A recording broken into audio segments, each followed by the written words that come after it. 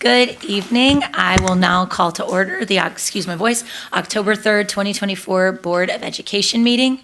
We acknowledge the traditional, ancestral, unceded territory of the Chumash, Tongva, Fernandeño, Tatavaim, and First Nations on which we are learning, educating, and living. And I would like to invite Alyssa Pracha to lead us in the Pledge of Allegiance. All those that are able, please rise.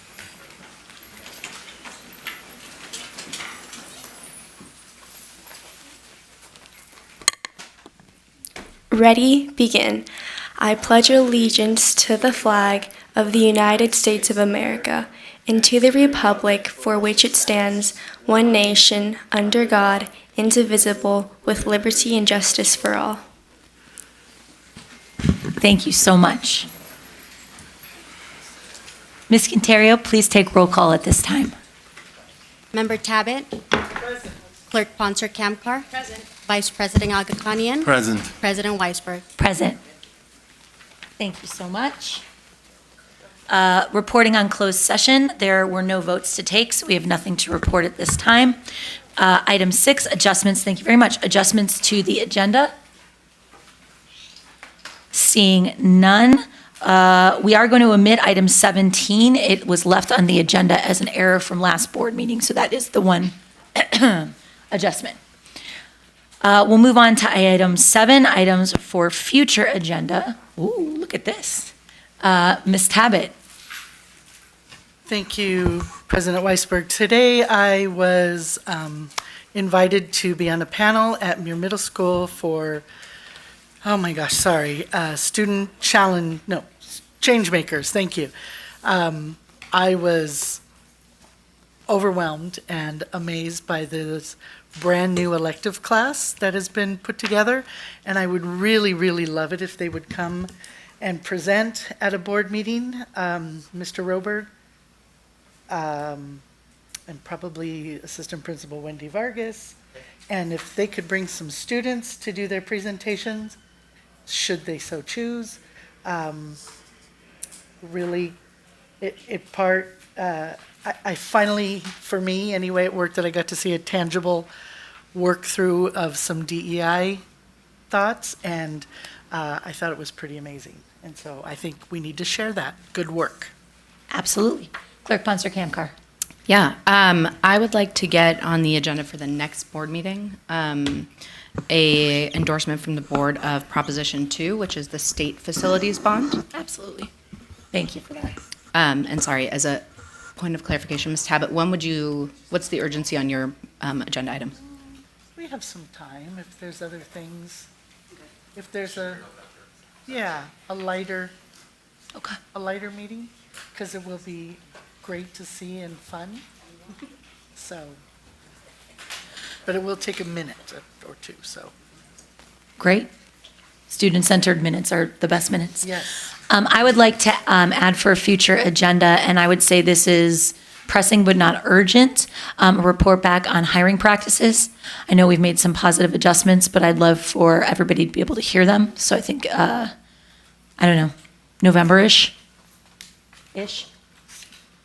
And if you need more time, just let me know. Thank you. I also did want to briefly follow up on a timeline for, I know we had spoken about having Chief Albanese or someone from BPD come to review our safety policies and protocols. Just wanted to know when we had a sense of when that was going to be on a future agenda item. We have been working very hard to get that scheduled with no confirmation yet. So Okay. I'm going to continue to work on it, and I'll keep you updated. I appreciate that. Thank you so much. Anything else?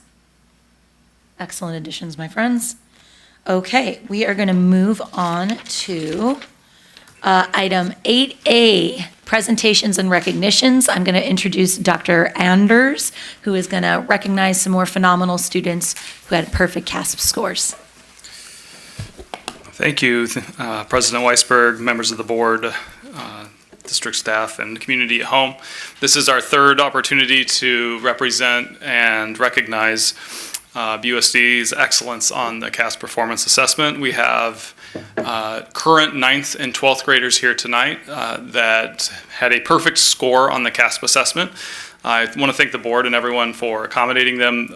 We recognized most of our secondary students on a night where there was high school open house, so we wanted to give them an alternative night to be recognized, and we're doing that tonight. These students, what a perfect score is, it's the CASP assessment is a state assessment in English, language arts, and math. And it's a scale scored assessment, and so these students scored the highest possible score obtainable on that assessment. So it's a very high honor, very hard to do, and so we want to definitely recognize these students tonight and have an opportunity for them to be with the board and get a photo opportunity for their families. So with that, I'm going to ask the board to come down, and I'm going to have our students, and we can do our 8th grade first. So any of our current 9th graders who were 8th grade last year, come on up, and we will recognize you with your certificates for perfect scores. So 9th graders, come on up.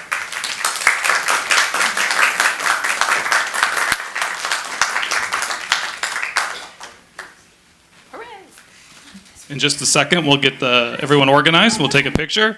While I do that, I think we had one student. Just get in. Come here. You're good. You're just tall. I'm going to stand behind you because you guys are the stars of the show. Great. Congratulations. What did we do? Yell at low. We got a double. Oh, a double. So we're going to stick with the new tradition we just created this year. I'm going to pass the mic, and then you guys get to say your name if you'd like to recognize yourself, or you can just say thank you for the honor tonight. So, My name is Aryan Danish. Thank you for the honor tonight. My name is Monte Garabian. Thank you for the honor tonight. My name is Emil von Shimirian. Thank you for the honor tonight. My name is Salvi Ishwaran. Thank you for the honor tonight. and I want to point out one of our students up here has 2 certificates because it was a perfect score, not only in English language arts, but math as well. Let's hear it for these students. Woo-hoo!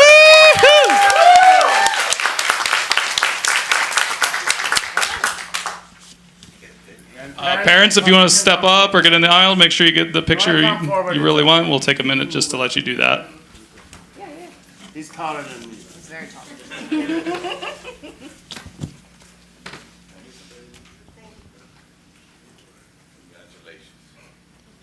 guys are awesome. All right, thank you guys. Congratulations tonight. With that, let's bring up our current 12th graders who were 11th grade last year. We want to recognize our seniors who did outstanding in 11th grade.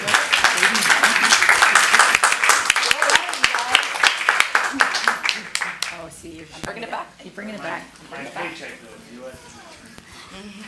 I'll explain better this time. You just have to say your name, but if you don't feel comfortable saying your name, you can just say thank you for the honor. My name is Landon Lopez. Thank you for the honor. My name is Victor Casado Kramer. Thank you for the honor. My name is Augustus Slay. Thank you for the honor. My name is Anjana Raja. Thank you for the honor. We're honored to have you. The honor is all ours. What an outstanding group of students. Yeah, we didn't do anything. It was all you guys. That is awesome. Computer science major.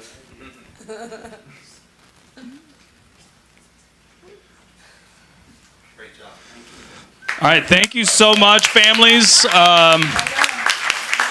We want to show our appreciation for you. I know it's not just us as educators helping get these students to this point. It's all the work you do at home as parents to help them come to school prepared and ready, and all the help you do with them at home. So thank you, families. And if you tuned into the other board meetings, I have to say it because I just need to be consistent. These kids deserve it. Take them wherever they want to eat tonight. Cook them with their favorite meal, whatever they want, because we really appreciate them. Great students. Thank you again. From the last meeting, one of the parents sent me a picture. They took out their kids to dinner, so don't forget, this is your night. I got dessert too.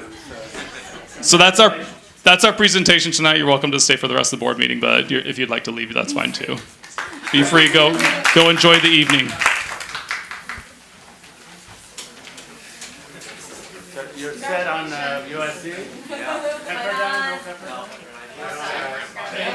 Congratulations. Thank you, guys. Congratulations, everybody. Great work. No, it's not disgusting. What? Thank you. It is close. Fight on as much as I can. Yes. Definitely. Fight on, woman. Fight on.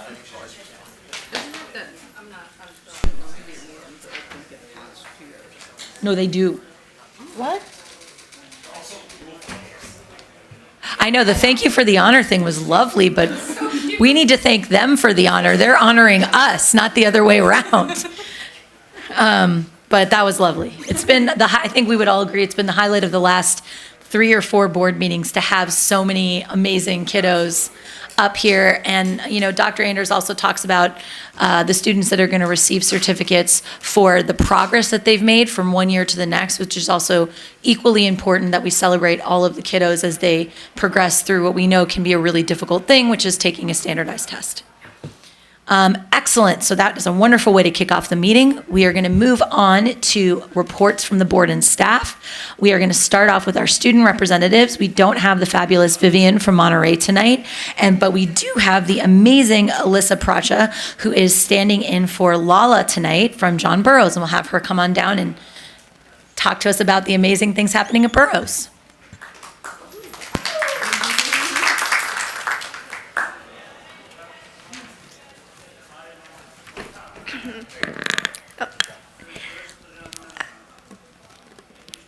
Hello and good evening, President Weisberg, distinguished board members, Superintendent Paramo, district staff, and members of the Burbank community.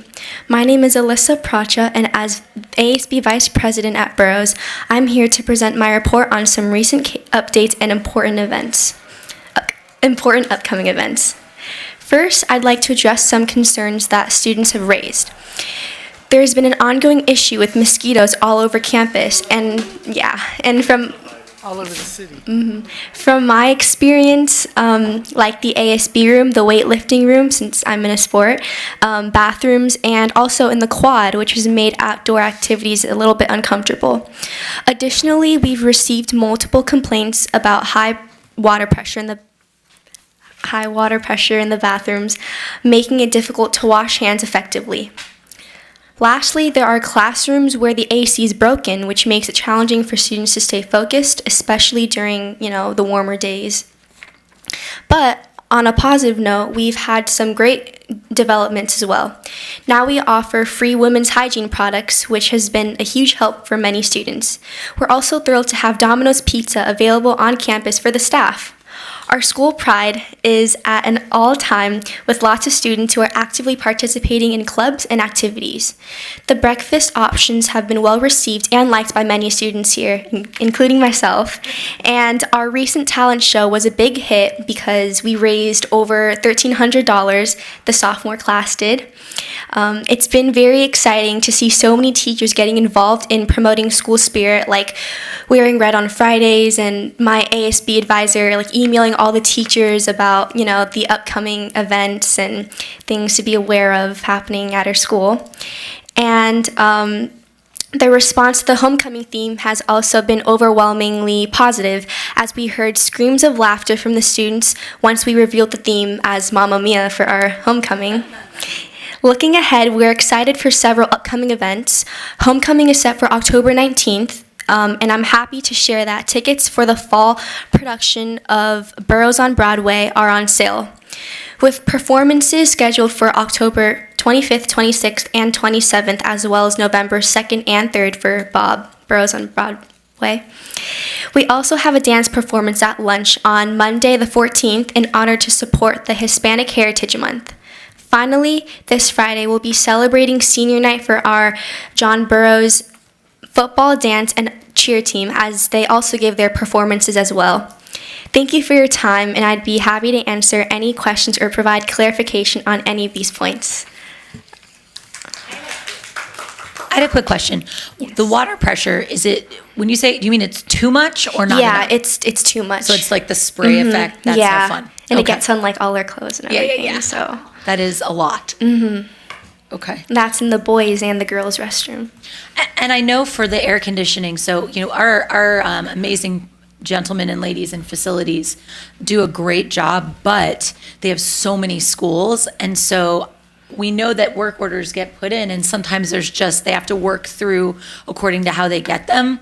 But keep letting us know And I'm sure that work order, Dr. Macias. Just wanted to know specifics if you know what building that is at, or are there multiple buildings? I would say multiple buildings, but primarily building 1. That's really helpful. Thank you for all of this. This is great information Thank for you. us to have, and also really excited. Your homecoming theme Thank sounds you. awesome. Thank you. This is your first, right? Yes, it's my first time. Let's hear it, everyone. Thank you. And by the way, those mosquitoes are called ankle biters. They're smarter, faster. Trust me, they're very difficult too. They're new species. I've been fighting them for the last 5 years Really? in my front yard and backyard. I think we can all agree they're horrible and the worst. Okay, next but certainly not least, we have the fabulous Rose from Burbank High School.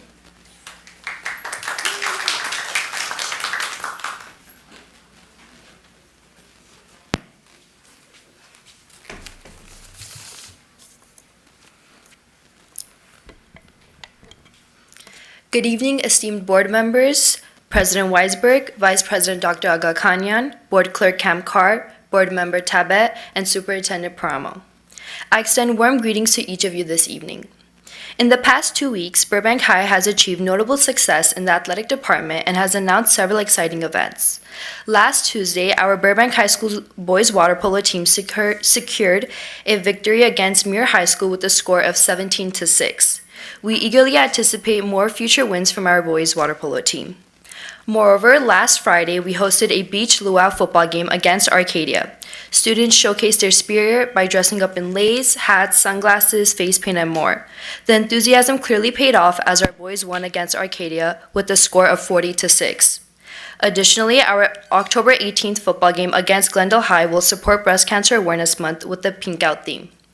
Regarding school events, Burbank High hosted folktale dancing last Thursday during lunch in recognition of Hispanic Heritage Month. Furthermore, our homecoming theme was announced last Friday as Night in Ibiza, Spain. Tickets go on sale this Monday, October 7th, starting at $45 with an ASB card and $50 without. These prices will increase by $5 the following week. Homecoming is set to occur on October 26th. Additionally, our homecoming court nominations will take place on Monday, October 14th and Tuesday, October 15th. We eagerly await the highly anticipated homecoming game against Burroughs.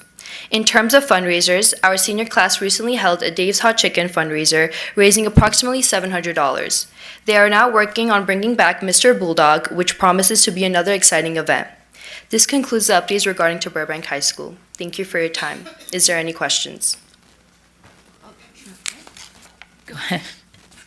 So did you say Ibiza? Yeah, Night in Ibiza, Spain. You gonna do EDM stuff? Oh, is that well, Ibiza is known for night. Partying. That's what our events. Sorry, thank you. Our events committee decided on that. And it got That's passed. a fun theme. So, Yeah. but- sorry, one of my hobbies is DJing, so I want to make sure that But what was great theme by the way. Thank you. 42-6. Who did we beat? 42-6. 40 Arcadia football. Football. Wow. Nice. Thank you. Thank you. Thank you very much. It does not look like we have, so 9B is our, the time we have allotted for our fabulous representatives from our union partners, Burbank Teachers Association, California School Employees Association, and Burbank Association of School Administrators. Doesn't look like we have Mr. Becky with us, and Ms. Bauman, you said you were here to listen but not share, but it's wonderful to see your face. And we don't have BASA reps, so we are going to move on to 9C, reports from the superintendent. Thank you. Good evening, Burbank. Tonight, I'd like to focus my comments on a recent incident that occurred last weekend involving 2 students from Bret Harte Elementary. On Saturday, I learned of the situation from our Assistant Superintendent, Dr. Peter Kanapik, and our Director of Elementary, Ms. Rebecca Harris. When I was notified, the Burbank Police Department had already been contacted and responded to the situation, and parents had already been contacted as well. The incident involved one student making threats against another student, which has understandably caused a lot of anxiety in the school community. I want to acknowledge that it is reasonable to me that this incident has caused fear. The situation is disturbing in many ways. To be clear, for those in the community who do not know, the threats were deemed not credible by the Burbank Police Department. Nevertheless, the situation is serious and we have taken action as it is crucial. District leadership initially focused primarily on the immediacy of the problem by addressing what had occurred. In collaboration with the Burbank Police Department, we ensured that there was no direct threat to anyone and that services like FSA, the school psychologist, and community resources were readily available. The next step was to investigate the totality of the situation, which means specifically looking at past incidents, patterns of behavior. The purpose of doing this is to understand the situation within a context and respond appropriately given the data. This is a process. It's not something that happens in a vacuum. The law allows for student privacy and due process, which takes time. I know it's frustrating. Nevertheless, it's true. Principal Walters has been excellent at collaborating with all appropriate district leaders and the school resource officer assigned to our district. I can share with the community that the situation warranted the school to create a safety plan for those students involved. Additional staff was also assigned to Hart. District staff have been in regular communication and have been present at the school. We have also communicated regularly with the Burbank Police Department and our legal team. I don't want there to be any doubt that I know how serious the situation is to all of you. It is serious to me too. I understand that parents are reaching out to state representatives. This is your right, and I look forward to any feedback they have for me as superintendent. I will share that recently in a 5-star coalition with the districts in our local area, which include La Cañada, Pasadena, Glendale, South Pass, and ourselves.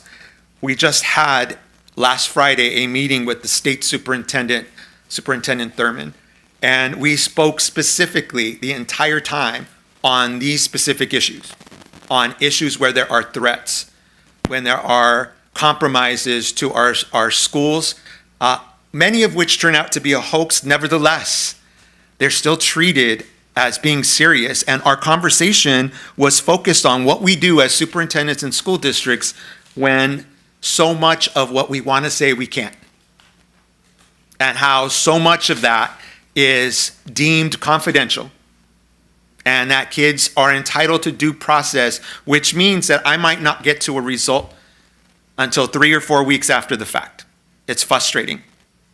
So if our parents reach out to our officials and we can get some feedback and direction, it would help me, it would help our district, it would help our community.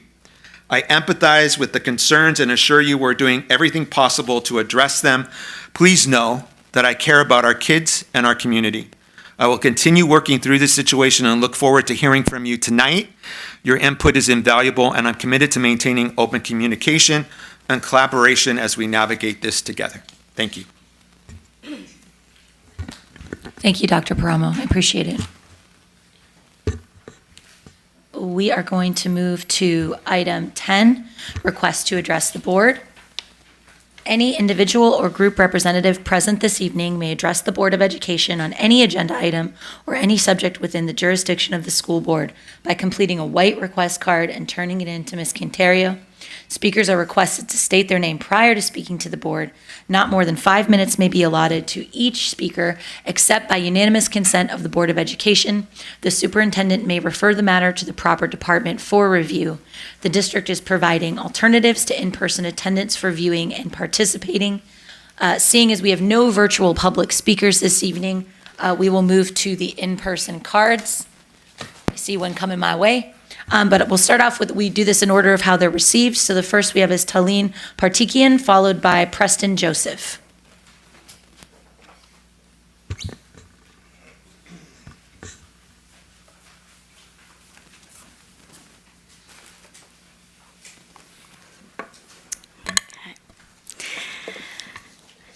Good evening, Board President Weisberg, Superintendent Dr. Paramo, board members, and BUSD community. My name is Talene Partikian. I'm a proud parent of an 11th grader, Alec, from InSync, and the ticket chair for the Burbank High School choir program. As you may already know, the choir program at Burbank High has been recognized as producing one of the top show choirs in the country, as evidenced by multiple national championships and many professional appearances on TV. Over the last 20 years, the choir has been recognized as an innovator and groundbreaker in the show choir movement. Many programs across the country are now implementing many of the cutting-edge design and performance techniques that were created in the Burbank High Choir program with Mr. Carroll. Right now, the program students and parents are rallying the community to once again attend and support our biggest fundraiser gala of the year, Night of Magic, which this year will be the Night of Magic Broadway edition, with one of the biggest silent auctions and best dinner shows Burbank has to offer. Our students need you to come and be part of this wonderful event. Many past board members and several of you here tonight have attended and can attest to how exciting this night is for our Burbank music community. We would like to have you join us on November 2nd at 6 p.m. at the Burbank High Quad for this special event to show your support for the amazing students and this special performance. Our choir students, teachers, and parents are working hard to make this year's show an unforgettable experience for you. We have reserved a special table for our board members and district administrators and would be honored to have you there. On behalf of the program, I would like to I have invitations for board members and superintendent, and we'll have more to follow for district administrators that will be dropped off. And we would love to see all of you there present, as our students are working really hard to make this a really special night, and would love to have you there. Thank you. Thank you so much. You forgot to announce which website you can go to. Well, you're getting, You are our guests for the community. We have 1 million viewers. Tickets can be bought from It's My Seat, and they're going to go live by the end of this week, so very soon. And we look forward to seeing you there. Thank you. Thank you so much. Preston Joseph, followed by Amanda Pumilia. And if I pronounced your last name wrong, please correct me.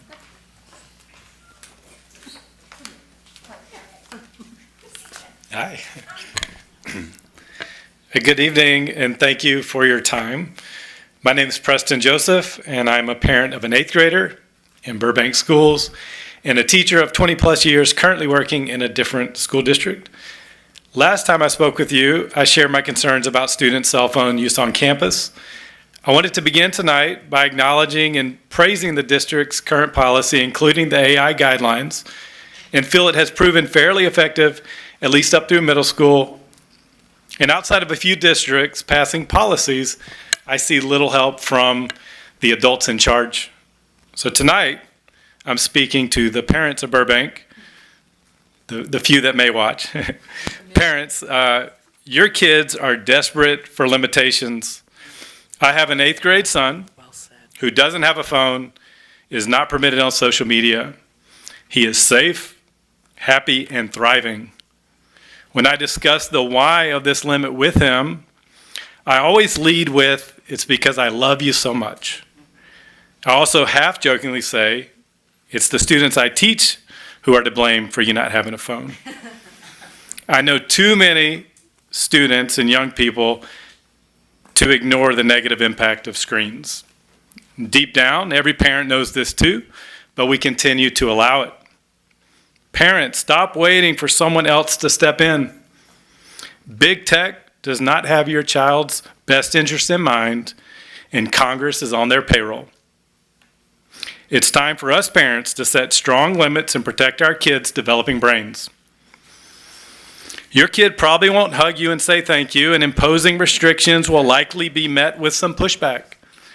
But such is the case with addiction of any kind. From my conversations with students, they want and need help. Over the past 2 years, I've conducted an informal survey with my seniors, my government economic students, on their daily phone screen time use. These are some of the results. Last year, 47% clocked in at 5+ hours a day. This year, 70%, 5+ hours a day. 20% of those have over 7 hours a day, and way more than a few, 10+ hours a day. These numbers do not include the time on their computers or other devices, and this is more than half their waking hours, in line with the nation's average. Do you know your child's screen time number?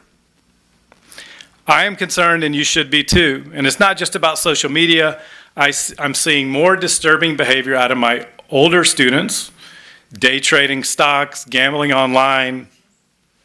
And then there's the issue of porn addiction that no one wants to talk about. By the way, if you knew how many high school seniors, especially the boys, have placed an illegal online bet, you would be shocked. And gambling addiction carries the highest suicide rate per capita of any addiction. If you're thinking it's not my kid, look again. Our kids are more antisocial and depressed. They stay up way too late. They struggle to focus, and they are addicted to the infinite scroll. There is no substitute for human connection, and I encourage you to have tough and honest conversations with your kids. I'm betting you'll find they have reasonable solutions, like time limits, screen-free play dates and dinners, and no phones in the bedroom after bedtime. It's not too late to push back, and the more parents who are brave enough to set limits, the sooner it becomes the norm. I appreciate you listening, and I hope this sparks conversations within the community. Thank you so much for your time. Thank you so much, Mr. Joseph. Ms. Pomilia, and the last card I have right now is Chris Paz. Paz? Paz. I did it. Hi, everybody. I'm Amanda Pomilia. Nice to see you. I am a teacher at Disney. I'm a kindergarten teacher. I'm sorry if I look like a little bit of a mess. We're setting up for our science day tomorrow, so I was just there putting pop-up tents and getting everything ready for all the messy experiments. But I'm usually one of those virtual speakers that you think you don't have, like the virtual people. I watch every board meeting, and if I don't catch it, I see it on YouTube after so I can make sure, because I want to be informed of, our school district. But I'm actually here to talk about the facilities, to give some positive feedback. A couple meetings ago, Clerk Pastor Kamkar talked about a kindergarten classroom. Her son is an ATB, and the air conditioning was broken. That's actually my classroom.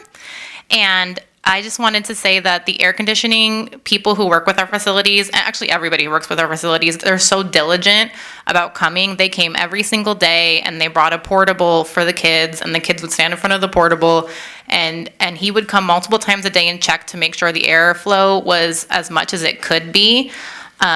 He even went through like all the other schools trying to find another portable, but we just don't, as all of you know, we just don't have the resources to have that many portables.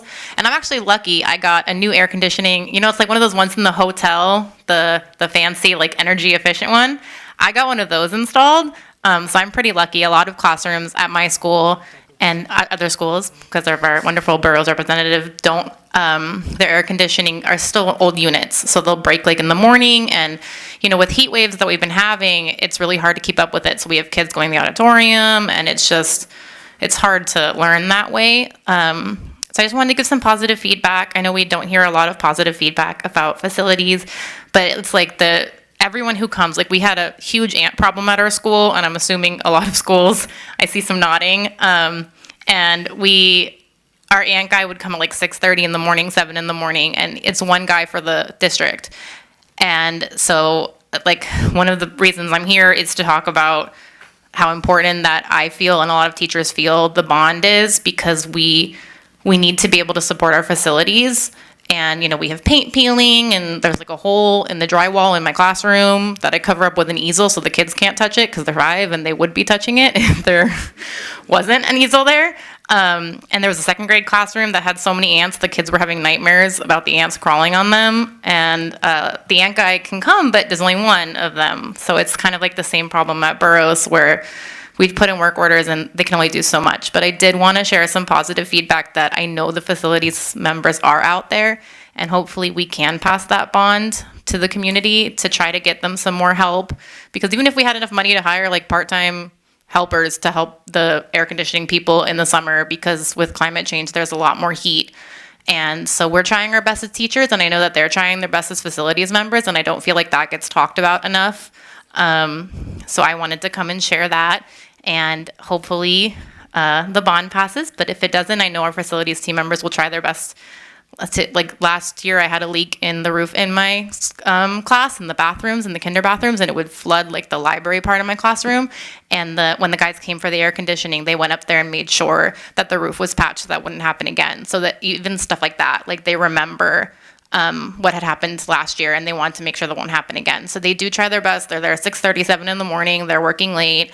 They just don't have the resources that they need. And so hopefully the bond will pass and we'll get those resources for them, because our schools, they need a little TLC, but we try our best. So that's why I'm here. Thank you all very much. And if you come to the Science Day at Disney tomorrow, if you can, because it's gonna be a lot of fun and you can get messy with the kids. It's all day. It's from 8:30 in the morning to 2:45. So all day. We'll have a different set. We have a planetarium in the auditorium, and then we have outside, we have 12 stations set up. So there's different kinds of science everywhere. It's really cool. So if you have a chance, you can stop by for like 20 minutes. It's worth seeing. It's really cool. We do it every year. And we have 30 Burroughs students coming to help, which is really great because the high school students get to help the little kids, and the little kids idolize them. Like my kindergartners, the high schoolers are their heroes. So they're so excited. But if you have a chance, come stop by. Thank you. Thank you very much. Mr. Paz.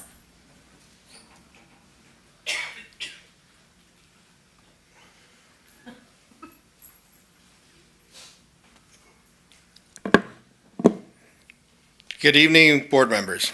I was not prepared to speak this evening, but I wanted the following to be on record. I will be reading the email I sent on Monday night to a few of you present. I hope this letter finds you well. I am writing to express my concerns regarding the recent threat at Bret Harte on Monday, September 30th, 2024. As a parent of 2 current students and many nieces and nephews at my alma mater, the safety of all students is my utmost priority, and I believe it is crucial that parents and guardians are kept fully informed during incidents of this nature. In light of this event, I kindly request the following information. Why did we get notification of this incident at 5:30 p.m. via email when Burbank PD was already on site after morning drop-off? Why did I have to hear about a possible threat from my child at pickup while looking at a patrol car at the gate? What do you and fellow staff believe my response should have been to make sure my child understands that they have nothing to worry about if I had no idea what was going on? What were the specific details surrounding the threat? What measures were taken immediately by the school to ensure the safety of the students and staff? How has the school been communicating with law enforcement or other relevant authorities to address this situation? What steps will the school be implementing moving forward to prevent similar threats from occurring? Will there be any additional security measures, drills, or safety protocols introduced? What disciplinary action will be taken upon this student? When will a parent town hall be scheduled to discuss this matter further? What are the following steps to help students that made the threat? What's going to happen with this kid? How are we going to help them? Okay, we can't blame the school. We can't blame. What are we going to do? I would appreciate it if you could provide clarity on how the school plans to enhance security and ensure that all students are protected. Thank you for your attention in this matter and prioritizing the well-being of the students community. I look forward to your prompt response.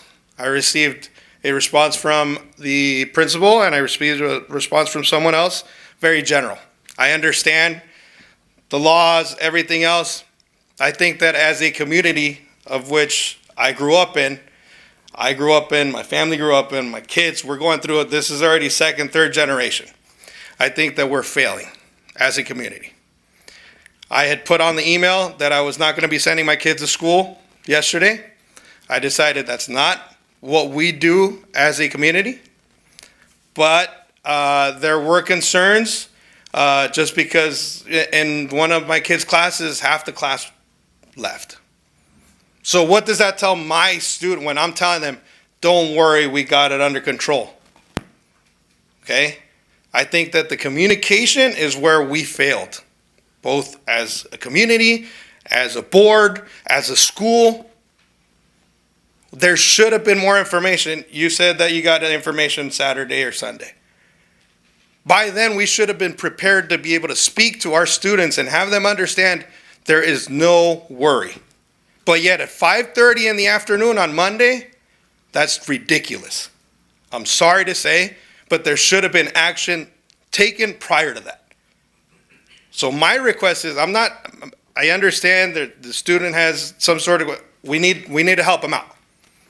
But other than that, my kids are in elementary. I didn't have to worry about this about my kids that are up in college already.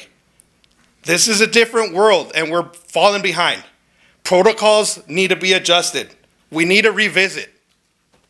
So I ask that of you guys for your help, because I want to blame immediate administration. Why so late? Why no responses? What's going on here? And then, to top it off, all the information just goes to the 5th grade students' parents. So if I would have only been with my 3rd grader, I would have no idea what's going on in my school. That's unacceptable. So I ask for some revisions of protocol moving forward. I understand we have a lot of stuff going on right now, but things need to change, and we need to be able to communicate to our community that we have nothing to worry about because we are united.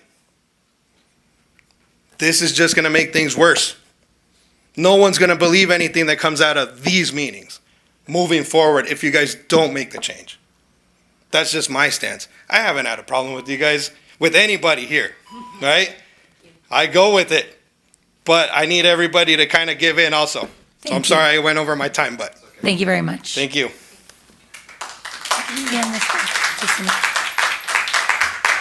Thank you to all our speakers. Dr. Paramo.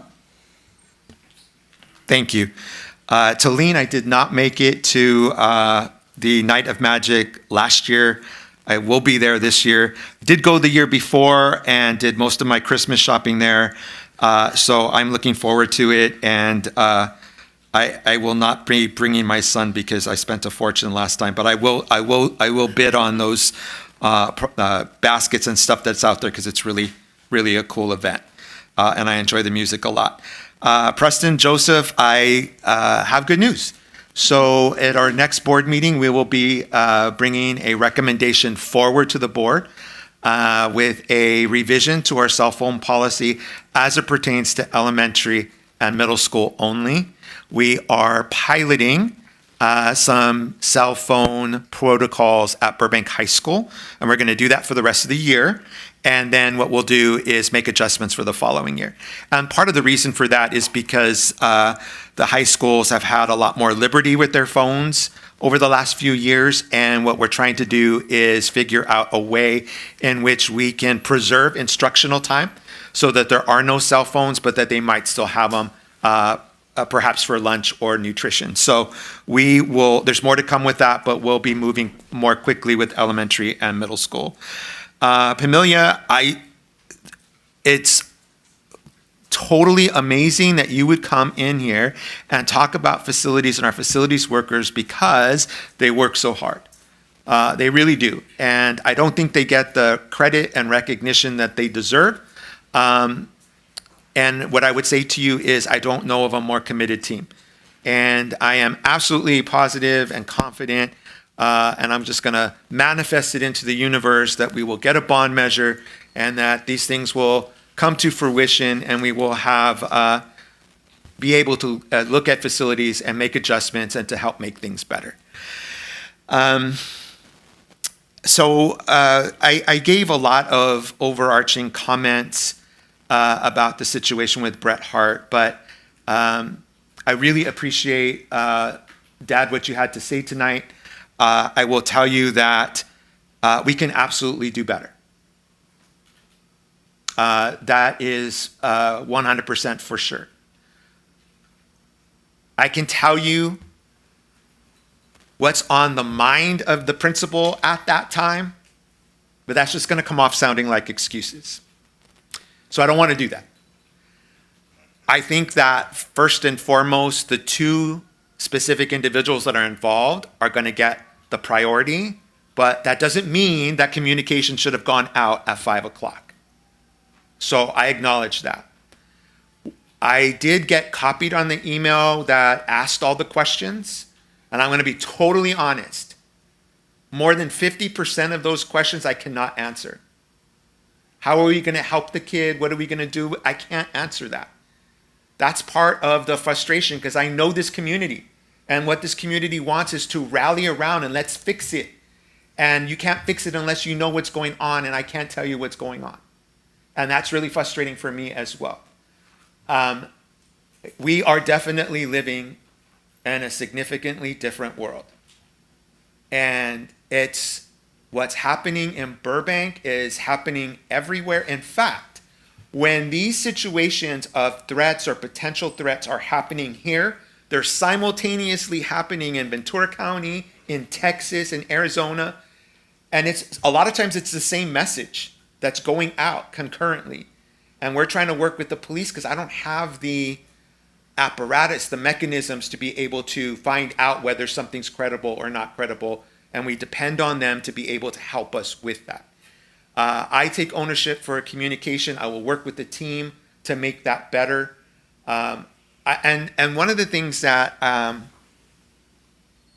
I barely mentioned, but I want to express even further, is that our kids who are not feeling safe, we have resources for them that extend beyond what I stated, which is being able to be able to talk to a school psychologist or to FSA that provides counseling for us. We have the ability to work with students where if they're feeling unsafe, we can give them a pre-filled out pass. And the kid can hold the pass so they have a sense of security. And if they are feeling unsafe, they know where to go. We'll tell them where to go and say, hey, if you're feeling unsafe, just use this pass and you can go see Mr. So-and-so, Mrs. So-and-so, and we can put that in place if your child is experiencing that. It may not be the solution, but what I'm hoping is that it will hopefully reduce some anxiety where they feel they have a safety net to be able to find someone that's going to be able to help them if they're experiencing that during the regular school day. None of this should be happening. We just created a video and we talked about how no student should come to school and be worried about being bullied, being worried about hate language, be worried about a threat, because when that happens, their mind is preoccupied and they're not thinking about their English or math lesson because they're too preoccupied being worried on this other stuff. I really do get it. And I don't want that to happen for our kids. So I will commit to you that we will go back and we will look at our practices to improve communication.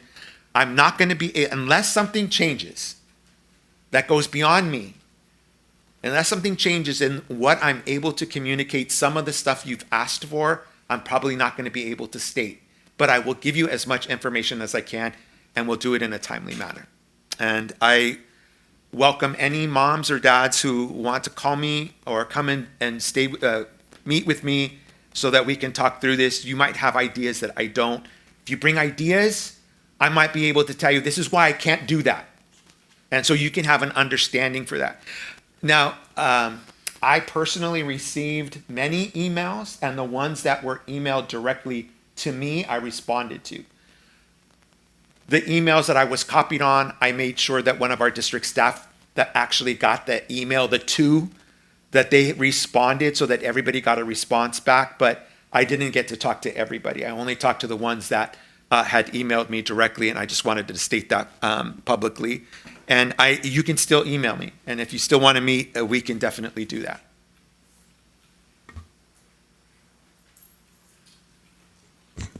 Thank you very much. Ms. Tabbitt. Interesting list or grouping of speakers tonight. We do live in a world, Mr. Paz, is that correct? Did I say? Yeah. That information, as you were talking about, Mr. Joseph, with cell phones and social media, information comes almost instantly. And the frustration when it's not there seems to be the major issue, and we all face it. Not to say that your conversation about no cell phones at schools, but that's the result of having a cell phone in your hand at all times, is you're expecting that information to come through. And as Dr. Paramo said, there are times, more times than not, that most of what happened we can't share with you for a variety of legal reasons. I too probably get the same information that you do at about the same time, because this is going to sound, our police do work through it, and it does take some time. It's not a 50-minute TV show. They usually, you saw that police car there all day because they're working through this all day.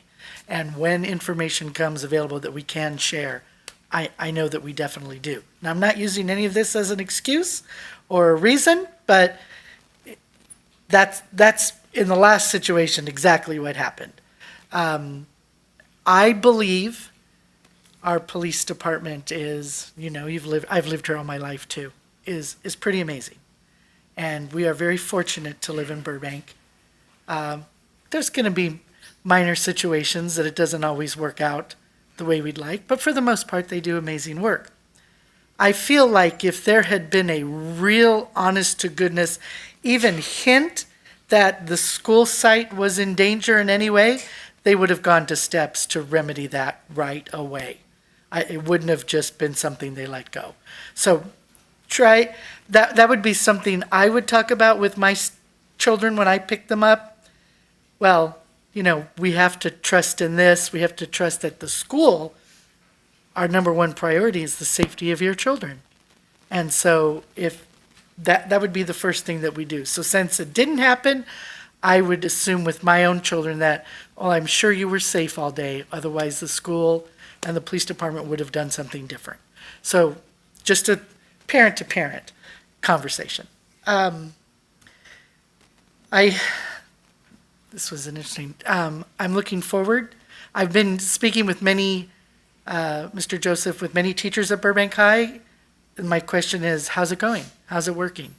What's happening? Does it work for you? Or something you want to keep going? And it's been a very positive response from my teacher friends at BHS, who feel like, as you said, the distractions aren't there. Kids are now focusing on what's happening in the classroom. Old school teacher, we did a direct instruction, but as that doesn't happen as much anymore, I know the kids are less they're not wasting time as much, they're more focused, and the feedback I'm getting is fairly positive.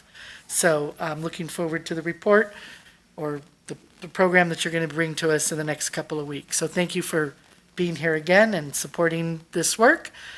I lost my notes. Wait, I'll grab them right back. Where are they? Because I wanted to also to speak to Amanda. If you watch our board meetings, I'm fairly certain on many occasions I sing the praises of our facilities team, which is very small, but mighty for sure. The most important part of the folks who work in facilities and maintenance is they really care. And it's evident when they do their best to get to something in a timely manner, to fix it so that it's safe and good for kids, and as fast as they can, because they know they're disrupting whatever's going on in the classroom. And I have a great deal of respect for them.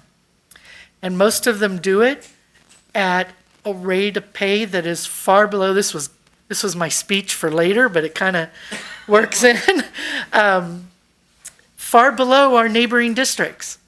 And so I can't thank them enough, and that's not enough.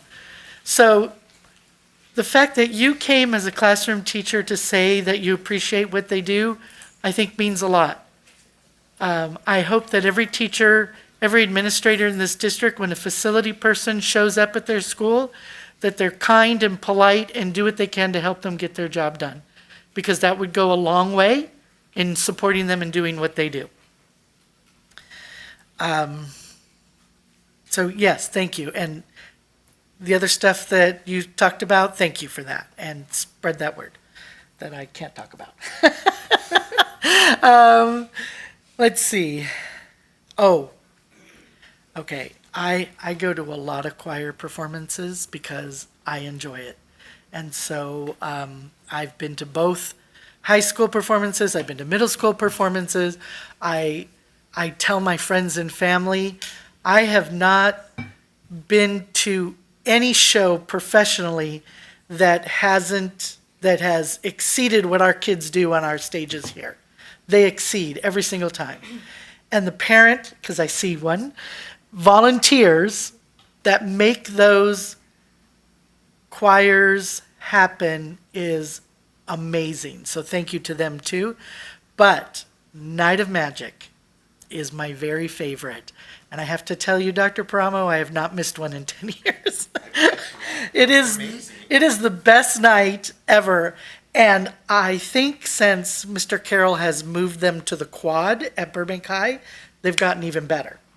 They're amazing. Wait till you see. So please try to come because, I mean, all of the show choirs are fabulous, but this one is like super duper fabulous. So definitely is a must do, right?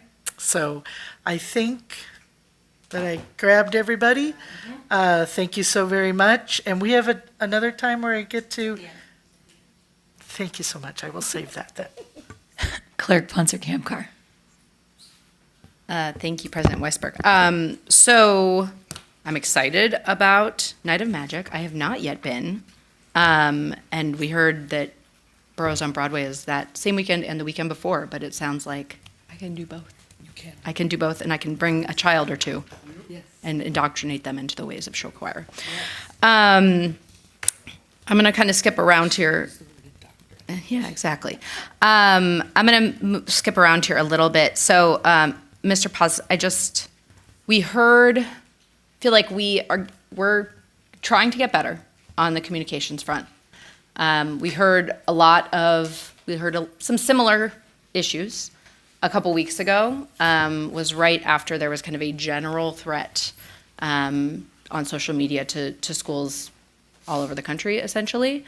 And so I do think that, staff has really taken the onus to try to be more proactive. And I think this was an example of where they got better, but maybe not as good as we need to be, right? So I totally understand, you need to know why there's a patrol car in front of your school. I mean, so I could go to Disney, but I live by Burroughs, and every time I see a patrol car, I'm like, well, I'm just going to wait until I get the call so I know what's happening over there, right? It's something that really unnerves you as a parent. I totally understand that. And usually it's going to have nothing to do with school safety. It might be a student that needed help, right? But it's unnerving nonetheless. And so I think to the extent that we can err on the side of over-communicating and even say, hey, there was this issue. We know that people are talking about it on social media or in the parent text groups or on Band or WhatsApp or whatever we're using these days. And we want you to know that we've conferred with the police department. It's not an issue. We're putting a safety plan in place. And I know it's super frustrating that we don't even really talk about specifics because I trust that Dr. Paramo and team are making the students as safe as they can be, but it's really frustrating to not know when you have a problem, when your child is having a problem or a fear about a specific student, what's going to happen there. And so I think it sounds like we're going to have some solutions in place for those students that have kind of a general anxiety about this, because it's a terrible way to go to school and it's no way to learn. So thank you for coming and for bringing all of this to us. Mr. Joseph, thank you. And thank you. So I've been on my soapbox about this since April, probably pretty annoyingly, but I think what I love about your comments is that you're addressing parents, right? And what we hear when I've been talking to folks, when we've been talking to other districts, what we hear most of all about when a cell phone policy or a cell phone ban or something that's moving towards phone-free schools, what we hear most of all is that the people who push back the most are the parents, not the kids. And, you know, I recognize that I do not always model the right behaviors, even as the person who is like the most enthusiastic about this policy. And so I think you're right? Our kids need us to be the adults in the room. They need us to be the parents and say, this isn't good for your developing brain. This isn't good for your social emotional development, and modeling that good behavior. So that was just really something that stuck out to me about what you're saying. But thank you for the support on it. And Ms. Pumila. Hi, Ms. Pumila. So thanks again for shouting out our facilities. I think something that, so the ants came up too, right? And I think what is important for people to recognize is that the need for air conditioning and the need for ant treatment are all kind of related. Because the reason that we have ants in our classrooms is that we have these extreme heat waves, and there is nowhere at Disney Elementary to eat inside when there is an extreme heat wave. So they eat in the classroom. Now, I don't know about your kids. My kids are not the cleanest eaters in the world. It looks like a bird cage underneath our dinner table most of the time. And so that's why we have ants then, right? And so like we both need to renovate our HVAC systems and our roofs and everything to keep the critters out, because we're gonna have to have our kids in those classrooms even more than they have been in the past. Because when it's 115 degrees outside, it's unsafe for them to be outside. And if it's 90 degrees in your classroom, it's hard for them to learn, right? And so these things are all interrelated and intertwined. I'm hopeful that with better air conditioning, we'll be able to, you know, weather it, exactly. So, but thank you, as always, for shouting out our facilities. I was excited when I saw them there putting in your new unit at, you know, right before the bell went off that morning, and I'm glad that you had it for this last heat wave, because it certainly was needed. So thank you for coming. And now that I know that you watch, I'll be shouting you out more, so watch out. Thank you, Madam President. I'm going to start with Mr. Paz. As a parent, I completely understand what your concerns are. But I think it's also very difficult, even for our students. We just had a mass shooting 2 weeks ago. And sometimes, you know, we're talking about technology, you know, what's out there. You know, our kids know about these things and they read them. It's difficult for them to go to school. Just the fear that something might happen. And as parents, it's also scary. And yes, I do get nervous when I see a police car in front of a school. But at the same time, I do appreciate you coming forward and the points you made. You know, but we hear you, and I think together we can address this. This is the best time to come together as a community, whether it's to address air conditioning concerns that does frustrate our students too. You ever try to study in an 80-degree room? It's not pretty. But at the same time, having this fear in the back of your head, and you add the vast majority of information our students getting. Information, sometimes it's helpful, but sometimes also there's limitations. Because I also have friends in law enforcement. They can tell you how many threats they get every day and what they have to screen it through. So technology, there's pros and cons. But I'm glad you've come forward. I think more than ever now we need to come together as a community to address these concerns. Because it's not only us, it's our kids. And I can tell you, what I see, someone teaches in higher education, you see the consequences of also the students and what they're coming to. Lack of focus, you know, coming to the pandemic, emotional intelligence questions, not being able to concentrate, you know. And I'm not talking just K-12. This goes to college and university level. And I think more than ever, I think we need to bring this stuff forward. But I also like your suggestion of going to our state legislators. Someone who worked for the state legislators for 10 years, I can tell you there's limitations and legally what we can do. And if you look at lawmakers, they always make new laws. Some of them don't make sense. We're facing a couple of them right now with things like statute of limitations going away all of a sudden. So we're getting sued from cases from 1960s. Now, no one ever said we're going to put some money behind that to,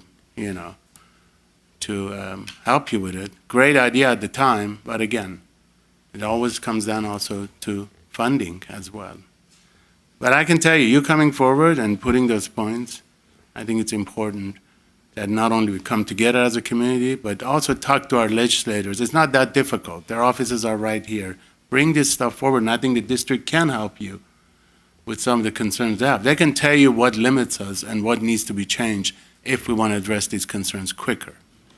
So I appreciate you coming forward. Mr. Joseph, I do agree, and thank you very much. We have a 7th grader, the phone is literally stuck to his hand. And people forget, some of these algorithms, they're written by psychiatrists. The way they write these algorithms, they're designed for you to be addicted to it. You don't believe me? Just start watching TikTok. Next thing you know, you're scrolling through. And it's dangerous, but at the same time, I think it's important that we do set limitations. There are softwares out there, there are programs you can limit it. I've had to face our 7-year-old yelling at us because we'll limit also his usage, especially at night. We notice patterns of him staying up till 11 and 12 sometimes. And I think it also takes away from their concentration. So I'm glad you're bringing this forward. But also I think we need to start talking about things like more sports programs, outdoor programs, getting our kids to go out there and really be busy. You can't play soccer and have your cell phone in your hand at the same time. Trust me, our son tried it, it didn't work. So I think also talking about those programs helps us more. And I think it's also the parents' responsibility to make sure they bring a little bit of discipline forward. Sometimes, we use this as a scapegoat. Like, go play your phone and I'll talk to you later. So I do appreciate you bringing this forward. It is important.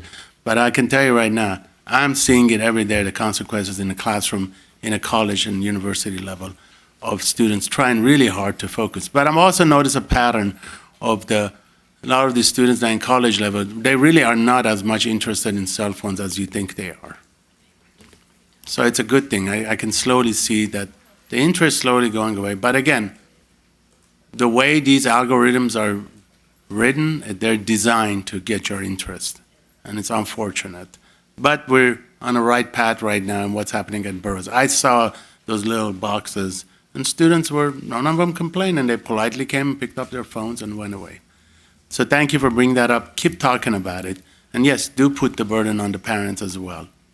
Thank you. And Ms. Pomelia, did I say it right? Thank you. So thank you for really bringing this forward. Our workers do not get the love they deserve. It's difficult. But at the same time, we have to remind people, these are people out there fixing some items that need to be replaced. It's very difficult. I was at the Burbank Arts Foundation fundraiser, and they were talking about a tuba story. Why they have to get a second tuba? Because they try to fix the second tuba so many times at one point you can't fix it anymore. And some of these equipment we're talking about, they're at the point now that they can't be fixed anymore and you need to replace them. But also, I always remind people, cost of items and goods have doubled post-pandemic. Service fees, if you try to fix something, you notice the price has almost doubled. Cost of living has gone up as well at the same time. So I think it's important to thank our custodians and people who really do this hard work. And so thank you for bringing that up and being positive about it. But it's a serious issue also we need to talk about. Some of our buildings are 60 to 100 years old. So you're not going to be able to fix it over and over again. And trust me, I'm one of those guys who uses duct tapes and super glue on everything. At one point, it doesn't work anymore. And last but not least, Ms. Partikian, thank you very much for the gifts. It's a great show if you've never been to it. It's wonderful, but also, helping the program, it's important. She did mention they're going to have silent auction items. I love silent auctions. So it's important for people to go in early and get involved. These programs are wonderful, but also going back, they do give our students also something where they're not on their cell phones. They're practicing music, they're learning rhythm, and also becoming more sociable, because that's another challenge our students are facing. Post-pandemic, studies show that students are not as sociable as used to be, and we need that if they want to go out there in the real world after they graduate and, make a difference not only in the workplace but also globally. So thank you very much. And thank you for all the speakers. Thank you. Ms. Patrikian, thank you so much. I don't know, should she? In absentia, thank you. Mr. Joseph, I don't know what grades do you teach? High school, mostly seniors. Okay, so I teach middle school, and the cell phone, I mean, you can hear in my voice, the cell phone challenge is real. But what I was thinking of when you were talking is the number of times, so I have a cell phone caddy, and the kids have no issues putting their phones in there, and I think you're absolutely right that they're asking for those boundaries. 9 times out of 10, when I do see them with a phone in their hand and I ask them what they're doing, they say, my mom is texting me. I would say 60% of the time they're lying, they're playing Brawl Stars or whatever, but the other percentage of the time, it is a parent saying, what do you want for dinner? Or, I'm picking you up later. And so this really has to be a commitment that not only we make with our students, but that our parents make with our students and us as well. And that's challenging. And I know that we spoke about, Ms. Ponser-Kamkar has really spearheaded the phone policy that we're putting forward. And I say that with admiration, not to throw her under the bus, because I fully, on the train? I don't know whatever. I agree with her. But one of the things we talked about is doing parent education simultaneously. So you can set, as I'm sure you know, very clear limits on phones of what apps you can and can't use during the school day, what you're able to do on your phone during the day before you get home. Now, that doesn't deal with the core issues, but it does prevent them from being able to attach themselves to their phone in quite the same way. For those people who don't know, with the newest iOS update, we were just talking about this, you can mirror your cell phone onto your computer screen. So you may have your phone in the phone caddy, but you can be doing everything you need to be doing on your phone from your laptop now. So that's a brand new fun wrinkle for those of us trying to work with our students. But I do think coming back to this idea of parent education of, hey, you can create these limitations. You're going to have some very difficult conversations, but it matters and it's meaningful. At Ms. Ponser-Kamkar's suggestion, I read The Anxious Generation. I don't know if anyone else has read it, but if you're looking for something that is both horrifying and educational, highly recommend it, because it really does tell you in many ways the impact. And I think, parents, you see it in different ways. Teachers, we see it in different ways. But it is hugely problematic. And I think we can all agree that a lot of it has to do with our attachment to tech during COVID and how addicted we became during that time and how difficult it is to disconnect. I mean, all of the data shows that cell phone addiction manifests in the same way as alcohol addiction as far as what's happening in our brains at that time. So I'm happy that we are doing what other districts are not. Other districts are saying, hey, we're going to put a plan forward by January of 2025. And we are saying we're putting a plan forward now, and here's what we're going to do. And it's clearly going to go through multiple iterations. One of the things we've been focusing on is making sure that our teachers, our classified staff, admin, everybody is involved. We don't want this to be top down. We want to make sure that these are realistic policies that we put into place. And it'll be interesting to see that the impact it has. But your point through all of that is well taken, that this can't just be students don't use your phones. It has to be parents. We need to work in partnership with you to make actual changes, not just in school, but also at home, because otherwise we're not going to see the kind of impact we want. So I'm really thankful to you for bringing that up and being cognizant of that. And that is going to be a hard adjustment. But as far as I'm concerned, it's a necessary one, just in seeing the impact it has on the students that I work with every day. And all of the things that you brought up that people don't necessarily think about when they think about cell phone usage. I mean, we have been dealing endlessly this year alone with bullying, what you talked about, that no one likes to talk about, porn on phones, inappropriate other stuff on phones, taking pictures of people who are not okaying those pictures, all of this stuff contributes to this conversation. And it's interesting that even though a lot of what people brought up tonight, what Mr. Paz brought up, Mr. Joseph, what everybody's bringing up is a little bit disparate, the thing that's connecting it is that we are in an age where we've never really dealt with any of this in the same way.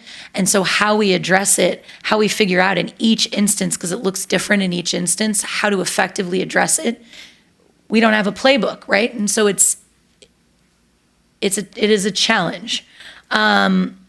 Ms. Pamilia, thank you so much.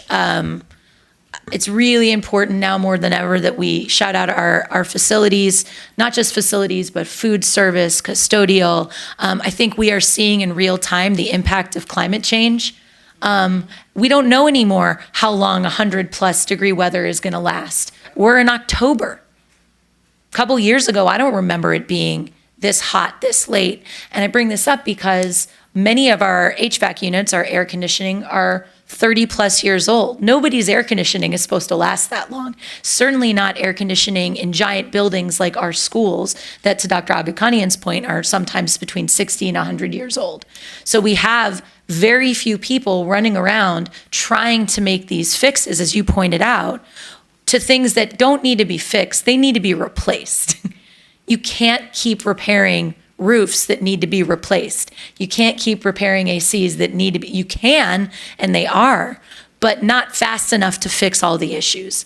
The ants too, that also has to do with, we all know all of the reasons, but I think that the other thing that we're seeing a lot of, and I can understand it, right? And I'm sure you can understand it too, we all do, is that we all in our respective classrooms, and I don't teach in Burbank Unified, obviously I can't because I'm here, but when we have an issue in our rooms, right? When the AC goes out in our classroom, there's nothing more important than our classroom being 100 degrees or 90 degrees.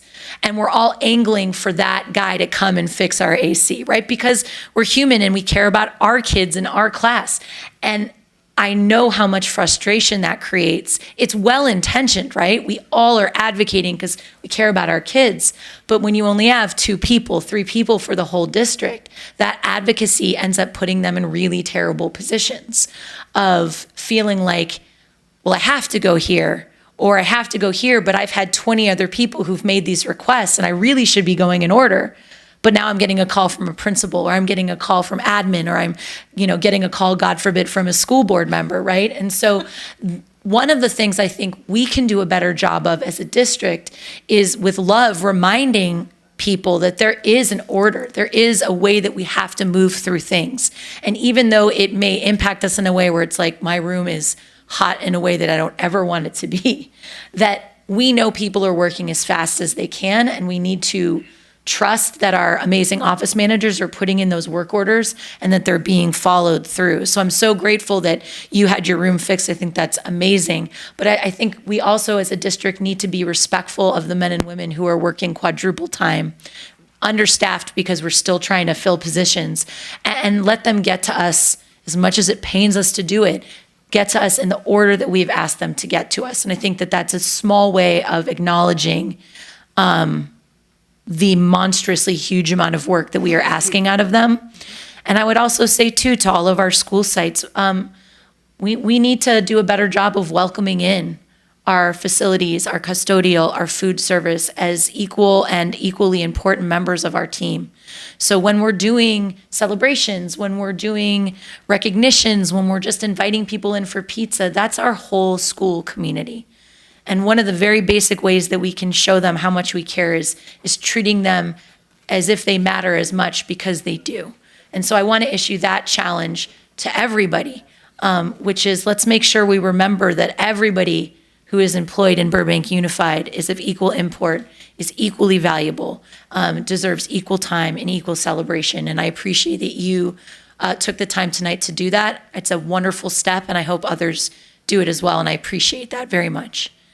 Mr. Paz, thank you. One of the things that you said tonight that really stuck with me is that you told us very specifically what you needed more of, and I think that's really helpful. So you've heard it ad nauseum, right? There are legal limitations, blobbity bloop. You know. You're not contesting that. I didn't hear you. But what I heard you say is what I would have liked was communication earlier. And that's really helpful because that's something we can do. And we recognize that we can. Now, there are often times, and Dr. Promo will tell you, I will blow up his phone saying, why can't we do this now? Why can't we do this now? And he says, well, the police have told us we have to wait, right? And there are those situations where we need to trust that our law enforcement are the experts in threat, and they are, and so that's that. But what I appreciate is you saying, here's what I needed in this moment, because it gives us something tangible that we can alter. The other thing that I made a note of, and this also made me think of it, is we've spoken about the reason that we're asking either Chief Albanese or Sergeant Lawfer works with us in the juvenile division to come and sort of reiterate our policies, is that we have them in place. But what I'm hearing from you, again, and you're not the only person to say it, is that we need to continue to reiterate time and again, hey, we have these policies. Here's how we follow them. Here's where we are right now. But what I think we might be able to add, and we may have it, so correct me if I'm wrong, is here are the things that we would love to be able to share, but are legally unable to do so. So I think that could be a really, perhaps, and I'll email, I don't think I was on that email. I checked and I didn't see me on there. But to the other people that I've been communicating with, I wonder if that could not also be, excuse the double negative, a helpful tool so that you know, you in the general sense, they can't tell us how we're helping this student, because I love that you said, like, what kind of help are we giving this kid? Because that is huge. But I think that's perhaps something that we can include in our policies, which is to say, I hadn't thought of it either until you brought it up tonight. So I appreciate it. So we can say, here are our policies, and here's what we're not going to be able to tell you. So at least you know they're not withholding, they're not lagging. So I'm very appreciative, because those are two actionable items. And it's every day, it's a different thing that we're trying to address and that's not me making excuses, but it takes somebody like you coming and saying A and B for us to go, oh yeah, that really would have been an important thing to add. So I'm thankful to you for those tangible suggestions. I think they are easy to put into practice. And we can talk about ways that we can also, I know we're in the middle of a website revamp too, of where can we put these policies? I still think that we need to be communicating in real time, but also where can they live that they're easily accessible? So I hope you will continue to communicate with us. Hopefully it won't be because of another event. It'll just because you say, wait a minute, what about this? I encourage everybody to continue to do that. I had some really ton of emails and a lot of really constructive feedback that's actionable. So I hate that you had to come down here to speak about yet another of a series of really horrible instances that we've all been navigating together. But I also really appreciate that the way you framed it is we're doing it together. And it's only because you care about this community and you care about this district and your kids and the kids at your child's school that you've taken the time to come down here on a Thursday night. And I do not think that that happens in a lot of other districts. So it reminds me over and over again of how lucky we are to be in Burbank and to be part of Burbank Unified, that people are willing to give up time on a Thursday night when, there's some baseball happening and some football happening and just not being here happening. That shows me yet again how committed our families are. So I really want to thank you for taking the time. Thank you to everybody.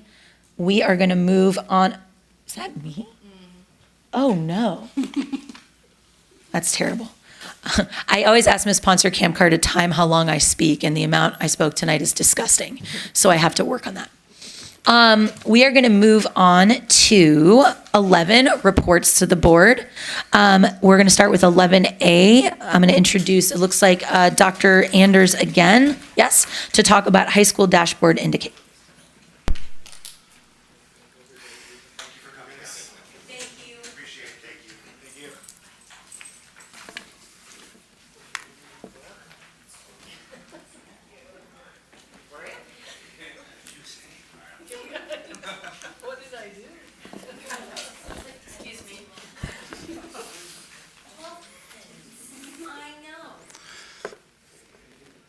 Okay, good evening. Thank you, President of the Board, Ms. Weisberg, or Dr. Weisberg, excuse me, members, board members, Dr. Paramo, cabinet, our BUSD community and staff. I'm here to present on our BUSD High School dashboard indicators. The last couple of board meetings, we've been reporting out on our academic performance. First meeting, we talked a lot about middle school and the work we're doing with math. Last time we focused in on our CASP scores and talked about some elementary things and across the board. Tonight we're focused on our high school and some of the dashboard indicators that will be coming out. These indicators come out in December is when they publish, so a lot of what we're talking about to start are actually indicators that were published last year, spring of 2023. And we look forward to our 2024 indicators. Is it cutting in and out? Sorry.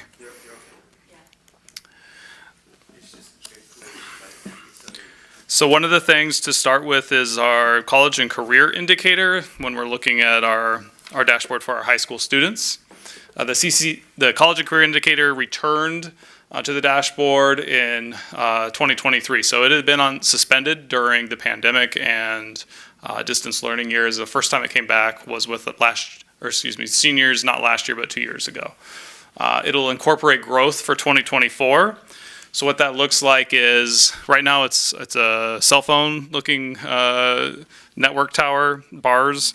That's not the way our dashboard normally looks. It's usually color coded, and because the colors indicate not only status but growth. This particular indicator, because it's the first time back on the dashboard in 2023, is status only. Last time it was published prior to that was 2019. There were changes that occurred to the indicator while suspended during the COVID-19 pandemic and subsequent years, so it's not exactly the same rules that were in place when it was last published. Public safety requirements during the COVID-19 pandemic significantly impacted opportunities for our graduates to meet some of these requirements to be prepared on the college and career indicator.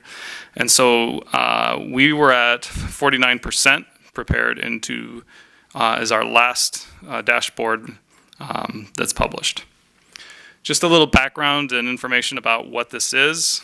The college and career measures that are part of the college and career indicator are students who complete a CTE pathway, our Smarter Balanced Assessment, those students who score proficient in the 11th grade in both math and English. College and career course, that's a little bit misleading because it's not just taking a course, it's actually taking a full year of college coursework to be included in that indicator. Advanced placement, taking AP coursework, and then meeting this UCCSU requirements, our A through G requirements. And then the last one is the state of biliteracy as the indicators that we use. There are additional indicators on the dashboard for the college and career indicator. They're not ones that we have programs or focus on specifically. That's a good thing. We don't want to spread ourselves too thin across too many different opportunities. We want to do well with the ones we have. So things like International Baccalaureate, we focus more on AP classwork than that. There's also some apprenticeship work that is more applicable to some other districts and other locations depending on their students and the workforce in their area. One that I want to identify, though, is the last one, the transition classwork and work-based learning experiences.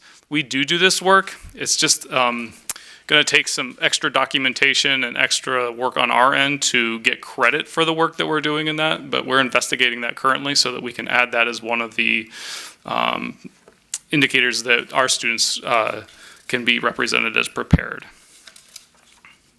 Just a clarifying question, Dr. Anders. Mm-hmm. So the percentage of students that are rating essentially for college and career readiness, is it students that complete or that have one of these measures with the boxes? Like they're either A through G or they've taken AP or all 5 of them or? They will be counted as prepared if they meet any one of these. Any one of those, okay, yeah. Yep, thank you. So just to highlight too, I said this just a second ago, but there were some changes to the indicator during its suspension. They adjusted the scoring for prepared and approaching prepared categories. They were updated to differentiate better between levels of preparedness. So some of the calculations and how they determine that have changed since it was last published. There's a greater emphasis on A through G completion, so that has a stronger weight in the CCI scores and how they identify. And then there's also a post-secondary transition metric to emphasize the outcomes beyond high school and a greater focus on what students do after they graduate. So those were some of the key changes within this metric while it was suspended. So get to the specifics for us with Burbank Unified. So the last time it was published in 1819, we were 67% prepared. That was out of a senior class of 1,326. The last published metric, which was again spring of 2023, 50% of our students were prepared. That seems like a significant drop in the percentage of students prepared, but I've indicated in these bullets some of the metrics that changed significantly. And the one that really drove the dip in our percentages is the college credit course and the participation in that. That's entirely due to the COVID-19 pandemic and the ability and I guess it's kind of a risk-reward analysis for students to participate in those classes when all those classes were only offered online during distance learning in the pandemic. So our enrollments dropped significantly, and also our two colleges that we partner with, LEVC and GCCC, had to cancel a lot of classes because of low enrollment. So opportunities to take those classes were very limited. The seniors who graduated in 2023, it seems like, okay, well, they had some other opportunities, but really it's a culmination of all 4 years and the opportunities that they get to take those college courses throughout their high school career. And so many of them really didn't have a full opportunity until maybe their senior year to do that. And again, it's a full year of college credit, so it's not just taking a singular course. Oh, it's a full year of college credit for one, sorry. So how would you qualify for this?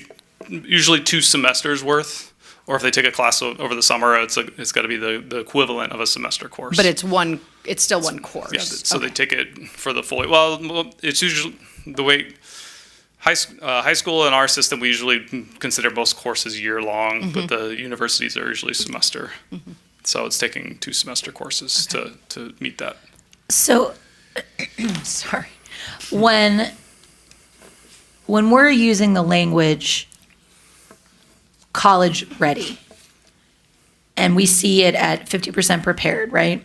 And that was a helpful explanation. This doesn't mean that students aren't going to go to college and do well, right?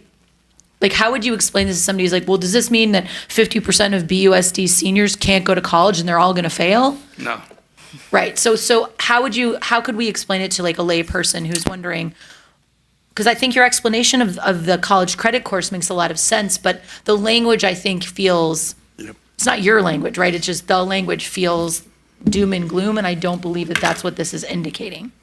No, these are, I guess, identified categories that the state has developed to try to look at students that are graduating and be highly qualified in some area that they are going to pursue post-high school.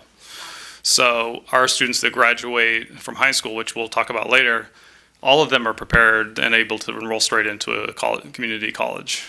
And then 50% of our students can go straight to a UC, CSU from there. So that's the good news. These are just saying beyond that, they're I guess indicators that they're going to be successful in some area or focus outside of that. And so that's where they've already taken a college course or a full year of college coursework, for example, as an indicator. A CTE pathway, so they have a intended career pathway. So this is an above and beyond sort of metric. Yep. Thank you very much, Dr. Anderson. And Dr. Anderson, just for clarification for viewers also, I mean, that's a good point you made that, all the students can go to college, but also the first or second year is not free for a lot of the students. But I do also I'm glad you brought up the college credit course, especially during the pandemic. I can tell you that there were classes at 2 to 3 students at one point at colleges. That's how much the enrollment dropped. Yet the state did this we will still, because usually there's a limitation on 16 to 20 students, or as your class gets canceled. I remember there were classrooms, at least where I worked, at 2, 4, because of the pandemic. And I think it's a good reminder that sometimes that just because you look at the numbers, and I do appreciate my colleague bringing this up, because if you just look at this, go, oh, what happened? You went from 60 to 50, right? And I think, and then correct me wrong, the state keeps changing this all the time. And then was there a point that they didn't even require SAT scores? Now they're like saying we want them, right? Depends on the school. It comes and goes. I mean, I think it's important for people to understand that this gets a little complicated, but also the state tends to change their mind every other year when it comes to, it's not like one consistent. Can you compare the same rules and regulations to 10 years ago? Yeah, I don't think it's the same that it was. Another interesting point is that in 1819 we had 14% approaching prepared, and you can see that percentage changed because they changed some of the rules of how they determine whether people are prepared or approaching, or how they calculate that. So those are all important factors. I do have some initial numbers for last year, so spring of 2024. This is the group of graduates that graduated last year. So A through G, we should be looking at 614 students that'll meet that requirement district-wide. Our college credit course has doubled since 2023, so we're just shy of 200. So that's already a significant increase in that. That's rebounding nicely. Kids are wanting to take those courses now that things are back to normal. Our SBAC, we're looking at 340 approximate students that are going to meet preparedness through that. And then our CTE is consistent with about 150 students at last year's. This is a hard one for me to project a percentage because they could meet different criteria, but we can only count them once, and some of these are pretty difficult to calculate. And we just kind of rely on the state. It's their indicator that they like to produce.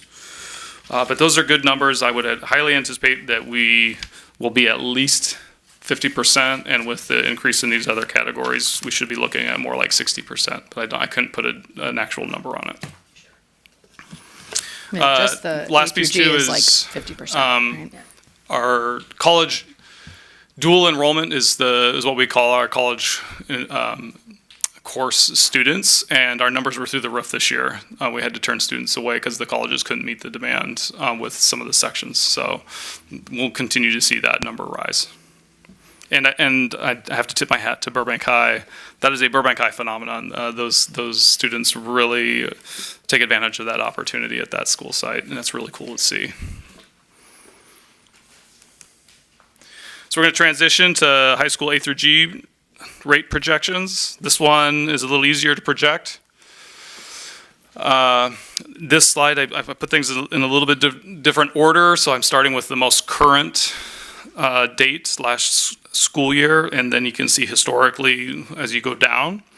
So our projected rate as a district is at 50%. That's a 2% increase from last year. And so that's again a projection, so that may change a little bit when it's actually published. But you can see we broke it out or disaggregated it by both high schools.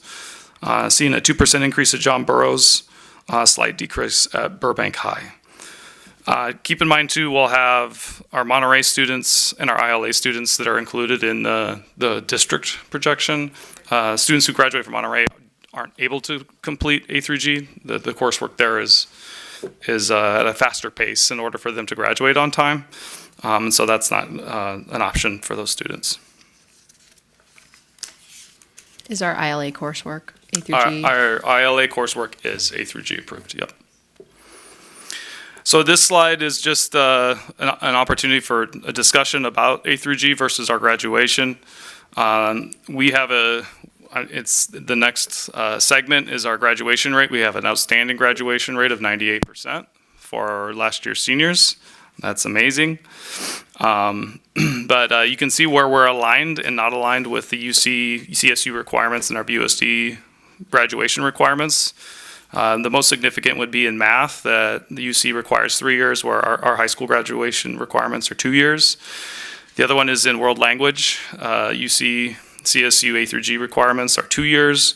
Our local graduation requirements are either or fine arts or language 1 year. So those are two areas that we're already aware that a lot of our students don't meet the A through G requirements because they choose to just do what is required for graduation. It's a conversation that students have with our counselors all the time. And it's not a bad one too, because I don't discourage a lot of our students. The right trajectory for them is a community college, and that's where they want to go. That's what they want to do, and it's cost effective for not going into debt, and that's their plan, and they want to follow through with that. And it works really well for a lot of our students. But that's the typical conversation that counselors have with students about these UC CSU requirements in planning their 4 years in high school. We try as best we can to put all kids on UC track to be A through G, but the ultimate goal is to make sure that they cross the stage as a graduate. A couple of quick questions. Dr. Paramo saw my face. I went, so a couple of questions. So I assume, obviously, if someone wants to take 3 years of math, they can take 3 years of math. If they want to take 2 years, right. So for anybody watching, like, you're not capped. My question is why we require more social science than is required for UC-CSU. I understand like wanting to take more of something, but why do we require more of that thing? So the state requires world history, U.S. history, government, and econ. That's a state requirement. When you see it listed on A through G, it only says 2 years, but the government and econ goes down to the elective requirement for A through G. That is cuckoo bananas, just for the record. Thank you. Mm-hmm. Yeah, and to your point, all students are usually tracked A through G. They have to almost opt out of that track to decide not to take a third year of math. Yep, and this is a good point to have or think about this situation. Some districts have aligned with their graduation requirements more through A through G. That does make you see an increase in A through G students, but you also then see a decrease in the number of graduates. I think this makes a lot of sense because it allows for students to be successful in whatever avenue they pursue. I think it's just important for somebody watching saying, well, how come that? So that was helpful. Ms. Ponser-Kamper.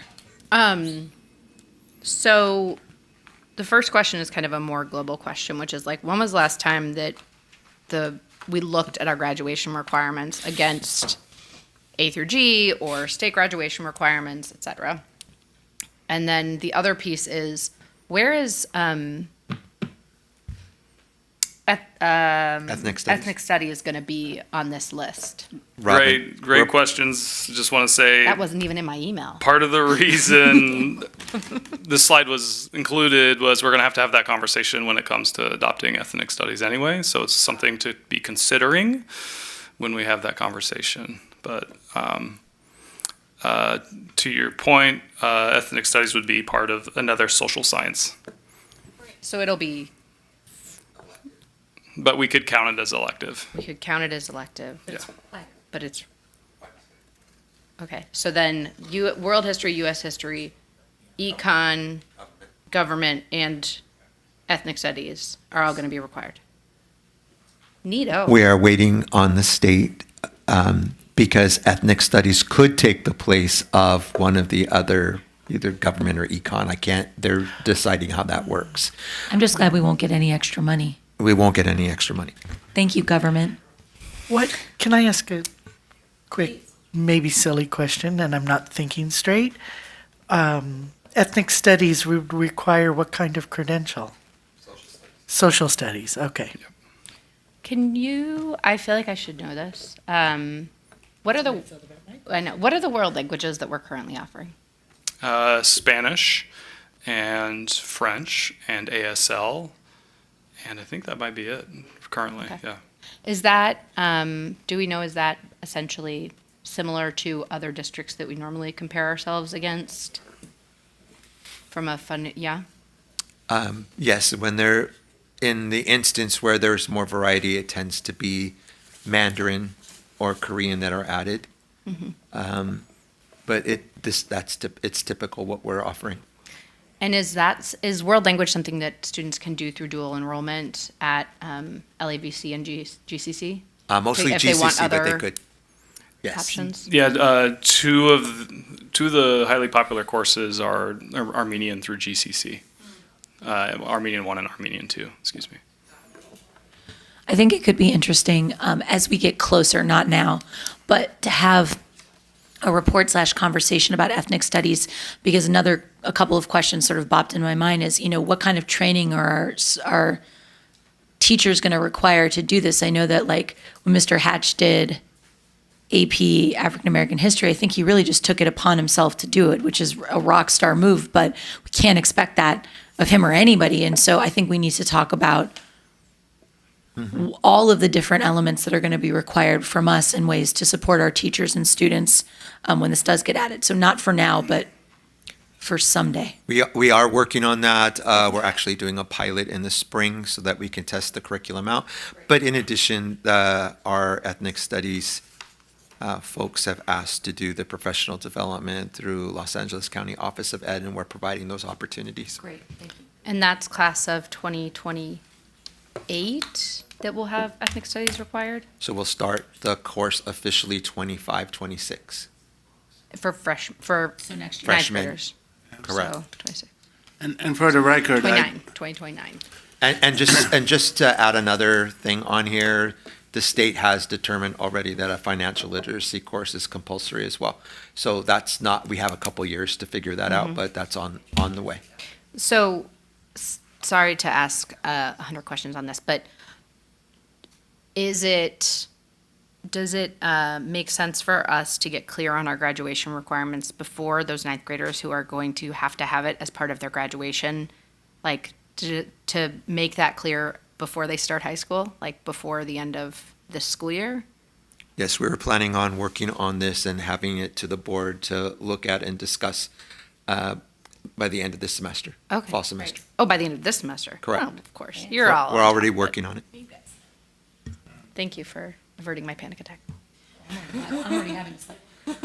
And I do want to take this opportunity to thank Dr. Parama too. We had a recent meeting with the Armenian National Committee folks about the dual immersion program. There are a lot of concerns also with the members of the community when it comes to language itself and what the requirements are by the state. I've heard a lot of parents complain where they say, we didn't learn a lot of this terminology in our own language, like molecular structure, or I can't say it. So there are options now. I think the state's also looking closer and trying to determine certain areas like the language, maybe a history, because it's also hard to find certified teachers in certain languages that meet the criteria. But again, thank you for having this meeting and bringing this forward. They're very interested, and the community is very interested in continuing this conversation. Thank you. And one last note on H through G before we move on to graduation. We're just moments from launching, or a couple days from launching our CCGI partnership, which is a free partnership now.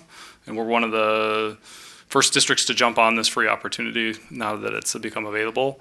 And it's a dashboard for us to track A through G completion specifically.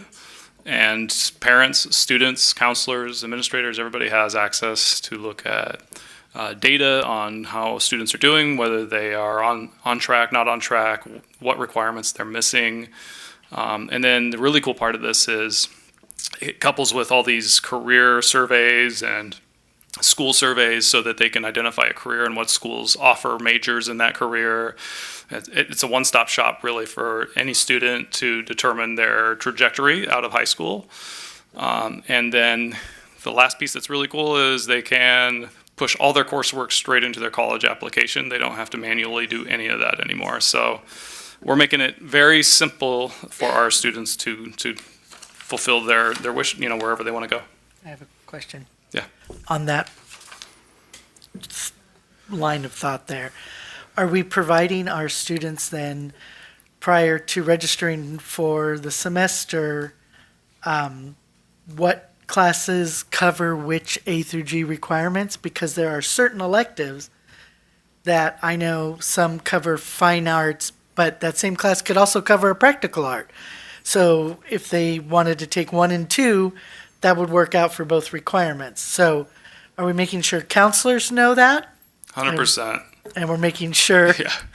the students, if they have access to their dashboard and can see where they're going, they need to know which classes cover which. Absolutely. That's usually a big topic of discussion senior year of whether they need a practical art or a fine art to finish things out. Yes, Yeah. but this will be nice. They can see it all the way up, and maybe we won't be in panic mode Oh, totally. senior year. Yeah. So, 100%.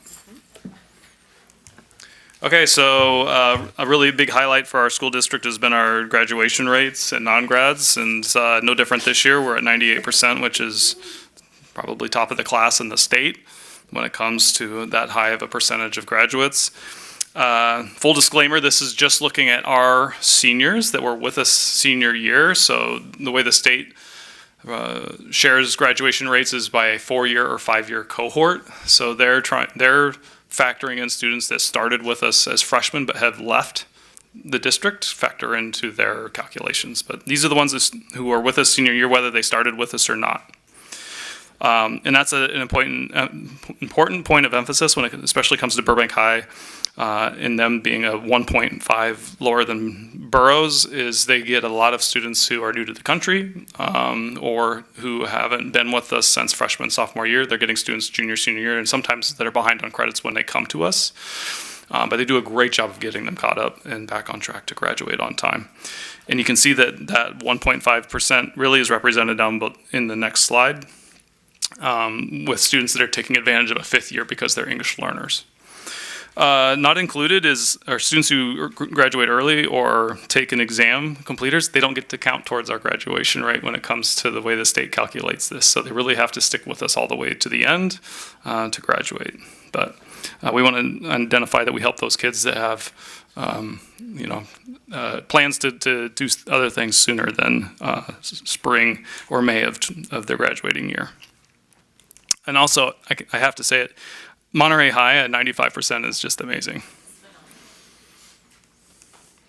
So this is our historic graduation rates and our non-grads and where we were currently. So you can see the percentages over the course of the last 5 or so years. You can see that our graduating class is declining a little bit each year, and that's the conversation we've been having about declining enrollment in general. Can I ask a quick question, Dr. Anders? When we talk about non-grads, are we talking about students who don't graduate within the 4 years but then graduate later? Or are we talking about students that don't graduate from Burbank Unified at all? These are students that did not graduate with their graduating class in May. Okay. And do we have any data at any point about the student of this small group of students who then graduate? Next slide. We do. I did it. So of those 11 students, the non-grads, we track them. We keep track of what's going on with them. A lot of them are going to be 5th year students that were English learners and can take advantage. There's a assembly bill specifically for them to be able to take advantage of a 5th year at their home school. We have some that are finishing at adult school. We've made sure that they made that transition to finish out there. I think we have had one at Monterey and one that already finished at Monterey, and then who's not a non-grad. And then there's 2 that are no-shows, and those usually mean that they've left the area. They're no longer living in our area and moved on somewhere else. We did check to see if they've enrolled in another California school, and they did not, so sometimes they've left the state. Got it. Thank you. Dr. Anders, going back one on the historical one. So you've got the current non-grads, so like we aren't really seeing many graduate if they weren't graduating with their class, right? We've seen one for this year that has graduated since. I haven't updated those, so that is more of a representation of if you look at 23-24 and what we're reporting today, that's this same report in previous years. Oh, got it. So a lot of those, not the 24. The current non-grads, I should probably just take that off for the previous years, but it's also there for you to see that 11, and we've already taken care of one this year compared to previous years. Right, but we usually work, I feel like when we looked at this before, like we've worked our way through a lot of those 24 from the Absolutely. previous year Yes. have since graduated. Yeah, so Is that just right? like this year, we only have the 10. Yep. Those are the ones that are listed on the next Got it. slide. Thanks. Yep. So we take care of them. That's what I was just going to say is those fifth-year students do count towards that 5-year cohort of that graduation rate, the way the state publishes that. So we will get credit for them, but they count against us with the 4-year graduation cohort rate because they didn't graduate in the 4 years. Anyway, shout out to our counselors, our high schools, our administrators to have a 98% graduation rates outstanding.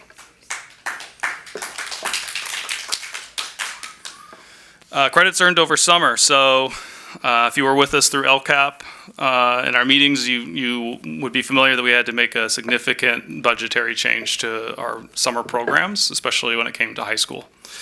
And so that shifted to take advantage of online offerings or other opportunities that are free to students in most cases, but also doing the legwork on our end to make sure that kids get enrolled into whatever program, whether it's a college or online program that they can get those credits. And so as a total, that district total 2,730, those are the number of courses that students took over the summer. And you can see from the sites where those students came from or where those courses were earned. Our middle school sites, that's the math acceleration. So they also did online classes through different organizations, and then our high schools, that's either credit recovery or initial credit. The majority of it is initial credit, but there are students that are taking classes over the summer through these to recover credits as well. Again, shout out to our counselors. It's a crazy amount of organizing and work to counsel our students through the process of identifying a course that they should take for initial credit or credit recovery, getting them the applications, helping them get signed up and enrolled, and everything they need to do to take the course over the summer. But this is, again, a free opportunity. It doesn't cost our district anything to do. It's just extra work on our existing staff. So I thank them for all the work they did to do that. This breaks out the courses that they took over the summer. So our world history, U.S. history, health, U.S. history, and PE, those all, to me, indicate initial credit for the most part. Those are students that are taking that course over the summer to free up a hole in their schedule to do something else. You can also see that we had some kids taking LAVC careers in health, which is great. Those were actually 8th graders going into 9th grade that already have a college course taken care of. So that was really cool. We were proud to offer that opportunity. And then everything else is a kind of a mixture of credit recovery and initial credit. Knowing that... Dr. Anders, may I interrupt real quickly? I do want to alert everyone and highlight that our registrars at both high schools had to make massive adjustments, and we do want to acknowledge that they put in a lot of hard work because of so many classes that we're taking for initial credit, they had to process that all. So we're working through a new protocol system and possibly getting more clerical support if needed. So again, a special shout out to our registrars at both high schools. Yeah, it's all in the heat of starting school and making sure everybody's ready to start the school year. So thank you for making that mention. I was in my notes, but I yeah. So we're looking now at credit recovery during the school year. So knowing that summer school is going to look very different and it might be some obstacles for our kids to recover credits, we've bolstered our after-school credit recovery offerings at both of our 2 high schools. And so you can see the numbers there of the recovered courses. We always prioritize seniors, and so that's part why our graduation rate's so high, is we're doing everything we can to give those students options to recover those credits and graduate on time. This is all funded through A through G grant, so specific funding that we're utilizing to be able to offer this to our students. Dr. Anders, so is that like they're doing Apex courses online while they're in a classroom? Is that what that looks like, or what does that look like for after-school credit recovery? So so they most of these kids are taking a full 6-period day because they need every credit they can get. So then they're going after school, and it's kind of a hybrid. So we're requiring them to come in to take any quizzes or assessments that are part of the Apex course, but then they can work on the coursework in the afternoon and all the other after-school days. So we usually offer 2 to 3 days a week for them to come in and do the assessment in person, but then do the other work at home. Okay, cool, thanks. And they've already completed all the seat time because they took the course and didn't pass, so we can do it on an accelerated trajectory for them. Okay, and then this is the breakdown of the after-school credit recovery of where we have the most need. So the majority of the courses recovered were world history, U.S. history, English 9. So we had a lot of seniors still had that weird English 9 still hanging out that they had to address. Media Lit is not that we have a lot of kids failing a media literacy course. That's just a course that can replace an elective if they failed an elective. So you can see the numbers there. Again, our 2 APIs do all the legwork of recruiting teachers, working with counselors to identify this. It's kind of like running a little tiny school after school, but they do it for our seniors, and that's why we see what we do with our graduation numbers. And those were the slides I had for tonight.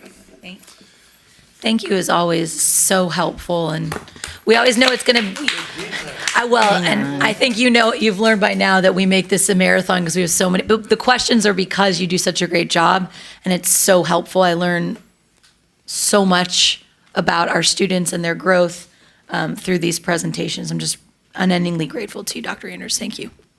So one thing to kind of wrap up this discussion is, Dr. Paramo, I know that as you kind of set out for the school year, the academic goal for high school was around A through G completion. And I know we made some pretty aggressive goals during LCAP. I cannot for the life of me remember what those were. So like, what is the goal for this year, and what are we trying to increase it each time? Yeah. So when you think about the LCAP plan, you think about it in terms of a 3-year trajectory. And I think we're pretty ambitious, and what we're hoping to do is increase our A through G rate by 10% at the end of the 3rd year. So we're looking at a 3.3% each year. So since last year was like 48, so we're looking at trying to be at 58. Okay, got it. 2.5 years from now. Seems with the additional. That should be an easy goal to meet with the additional work with the after school and summertime stuff. I mean, we're It's making an ambitious goal. Yeah, it is ambitious, but we're working with our students to give them the opportunities to get there, and I think that's good. And Yeah, it takes a whole crowd. This to get it done. dashboard means that everybody can monitor it, Yeah. which I think will help make it a piece of conversation at home, not just at school. And then the other piece is to the work we're doing with math, specifically middle school, hopefully pays dividends when they get to high school and want to take that 3rd year of math instead of tapping out. So those 2 combined specifically, but it's a big focus for us. I want to share with the public that I know our teachers work really, really hard. And I know our instructional team at the district office works really hard. And so when we have conversations about academic progress, it's a little hard not to get defensive. So, and I don't want to do that. I really don't. I just think that our teachers do an amazing job, and our kids are doing extremely well.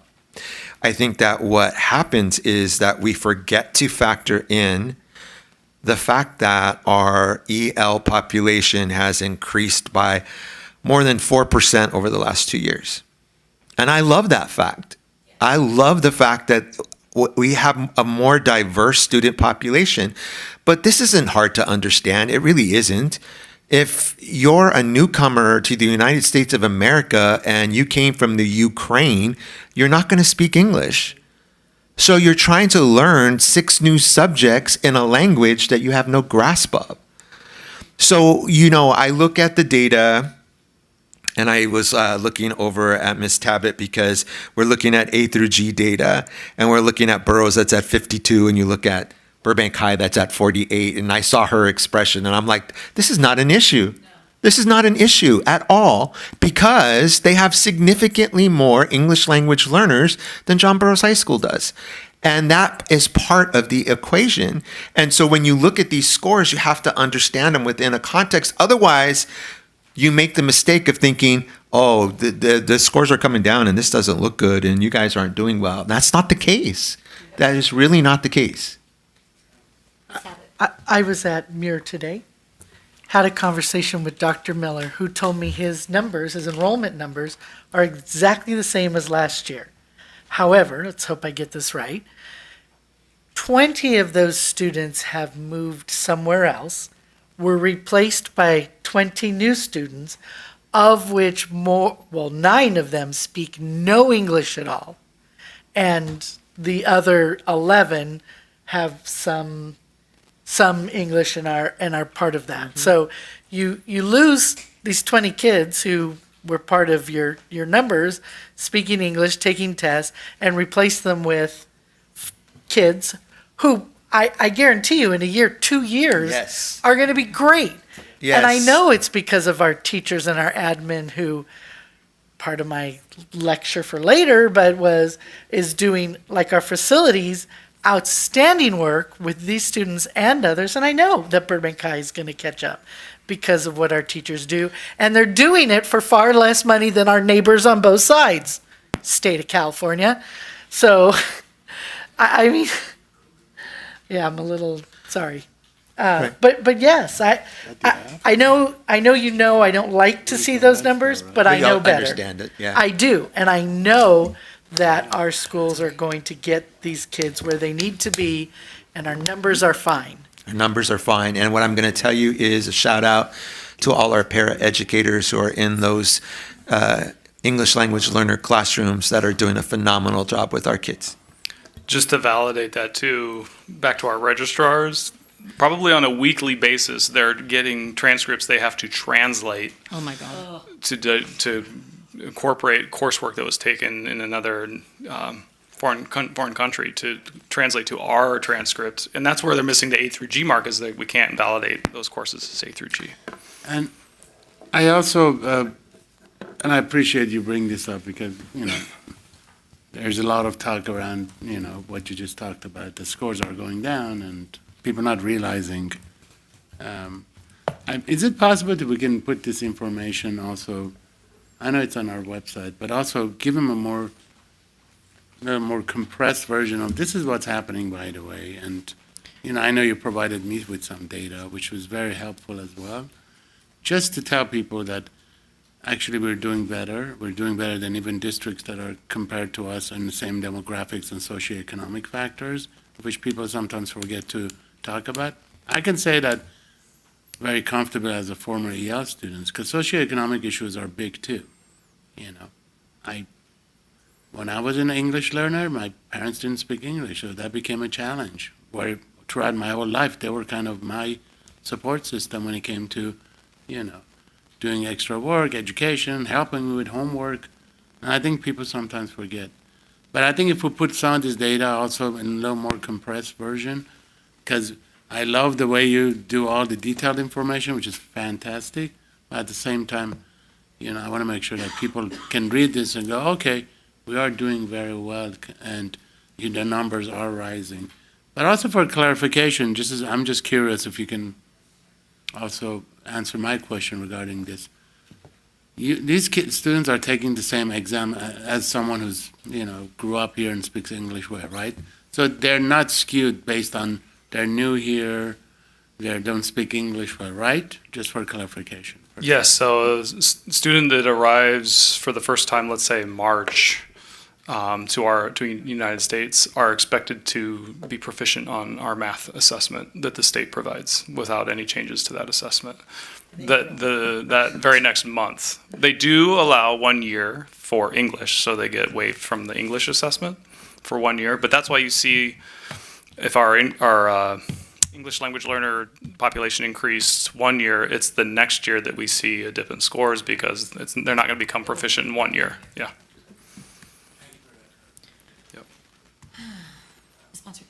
Yeah. This is maybe me asking a math question when I don't need to be. But when you say our EL population has gone up 4%, you mean as like it's gone from 20 to 24 or something like that, right? Like what is the, do you know what the numbers are in terms of our demographics? So let me just be a little bit more specific. For the last 2 consecutive years, each year, the EL population has gone up 2%. So over the last 2 years, it's gone up 4%. I don't have the actual numbers of what 4% represents. Is it? Yeah, I think that sounds right, 16%. So it's gone from 12 to 16. Mm-hmm. Right. So it has gone up at 4% of our total, but that's a third. It's gone up by 33% as like a population. That's correct. That's correct. Right? If we're doing the math here? Okay. Yes. Oh, thank you. On the fly. And some school sites. I just think like when you say it's gone up 4%, that doesn't. Yep. It's not an accurate representation. Well, of quite a large. it is, but it's just, it doesn't speak to the magnitude of, we have a third more English language learners than we used to have. Well, I think That's wild. the complexity of it too is Changing most districts that enrollment. have English learners have one language that they're supporting. Also that. We do not. And we're supporting multiple languages. And I do also want to, let people know that for a lot of these students, again, a former one, it's very difficult. You're in a new country, new culture. You still have family back home you're worried about. You're trying to fit in, but at the same time, you're not trying to assimilate. You're trying to acculturate.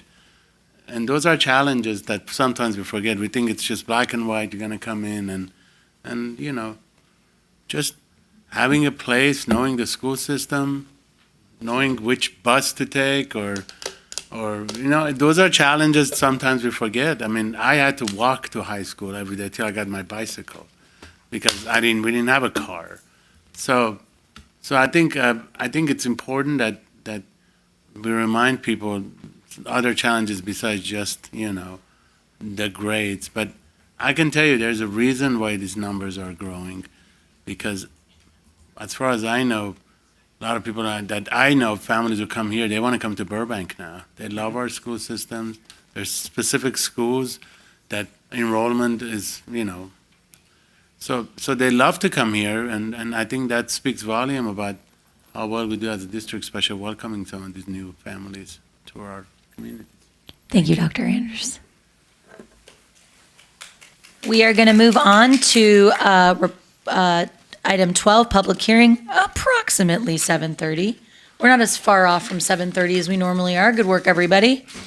12A, public hearing in the matter of determining sufficiency of pupil textbooks and instructional materials for 2024-2025. I will open up the public hearing.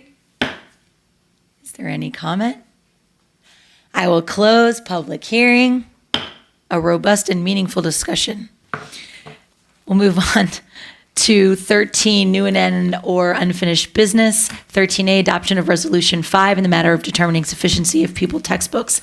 And I really must have spoken aggressively to my students today. Yesterday, whatever day, who am I? Instructional materials and instructional materials funding realignment program, certification of provisions of standards aligned instructional materials, 2024-25 as presented. May I have a motion and a second? So moved. Moved by Ms. Ponser Kamkar, seconded by Ms. Tabbitt. Any conversation? Nope. All those in favor, please say aye. Aye. Seeing no abstention, motion carries 4-0. 13B, adoption of Resolution 6 proclaiming October as Burbank Unified School District's Filipino American Heritage Month. Dr. Macias, come on down and tell us the fabulous book recommendations from our amazing librarians.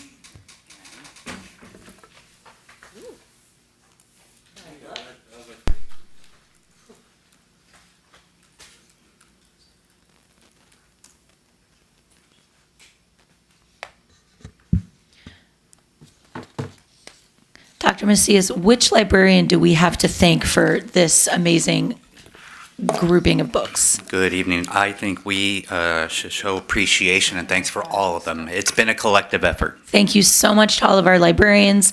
We know this is extra work, but you have really added depth and meaning to our monthly proclamations, and I'm grateful for you all. So with that, again, thank you. I do want to shout out our Burbank Unified District Library Coordinators. I will speak on their behalf, and I'm always grateful for that opportunity. Could we get the slide presentation up as I start? So our coordinators appreciate the opportunity to present a selection of books that highlight the authors and experiences of the Filipino-American communities in support of this month's resolution. Filipino-American History Month honors the history, pursuits, accomplishments, and legacy of Filipinos in the United States. It also serves to provide a link between Filipinos in the U.S. And Filipinos in the Philippines by showcasing their shared culture and heritage. They have chosen books that reflect these connections. Four are, making sure that we're on here. Maybe there we go. Our elementary selection, Doña Esmeralda, Who Ate Everything by Melissa de la Cruz. Drawing inspiration from Filipino folklore, this book embarks on a journey that highlights the rich variety of delicious Filipino cuisine. Another elementary selection, Filipino Friends by Liana Romulo. This bilingual book for young readers features a Filipino-American boy visiting the Philippines for the very first time. It highlights both the similarities and differences between Western and Philippine lifestyles. Our middle school selection, Lalani of the Distant Sea by Erin Entrada Kelly. In this fantasy novel inspired by Filipino folklore, 12-year-old Leilani Sarita embarks on a perilous journey to save her mother and their island, Sanglagita, from dire fates. The story, enriched with second-person narratives about fantasy creatures, highlights Leilani's unwavering loyalty, kindness, and optimism as she faces immense dangers. And our last selection, the high school selection, I Was Their American Dream, a graphic memoir by Malaka Garib. This graphic novel tells the story of Garib's experiences as a first-generation Filipino Egyptian-American growing up in the United States. The book is a coming-of-age story that explores themes of identity, culture, and immigration, and is considered a tribute to the immigrant families. So again, thank you to our Burbank Unified Library Coordinators for these selections and recommendations. Thank you so much. Salamat. We are going to move to, did we already do a motion? I don't believe we did. Can I get a motion and a second for the Filipino-American History Month? So moved. Moved by Ms. Tabbitt, seconded by Dr. Agakanian. All those in favor, please say aye. Aye. Aye. Motion carries 4-0. Ms. Tabbitt, would you like to read the resolution? Well, surely. Oh, yes. I certainly would. Thank you so much. Whereas the Filipino-American community is the second largest Asian American group in the United States with a population of approximately 4 million people. Whereas Filipino-American servicemen and servicewomen have a long-standing history in the armed forces from the Civil War to the Iraq and Afghanistan conflicts, including the 25,000 Filipinos who fought under the United States flag during World War II to protect and defend this country. Whereas 9 Filipino-American have received the Congressional Medal of Honor, the highest award for valor in action against an enemy force that can be bestowed upon an individual serving in the United States Armed Forces. Whereas Filipino Americans are an integral part of the United States healthcare system as nurses, doctors, and other medical professions. Whereas Filipino Americans have contributed greatly to the fine arts, music, dance, literature, business, journalism, education, science, technology, government, politics, fashion, and other fields in the United States that enrich the landscape of the country.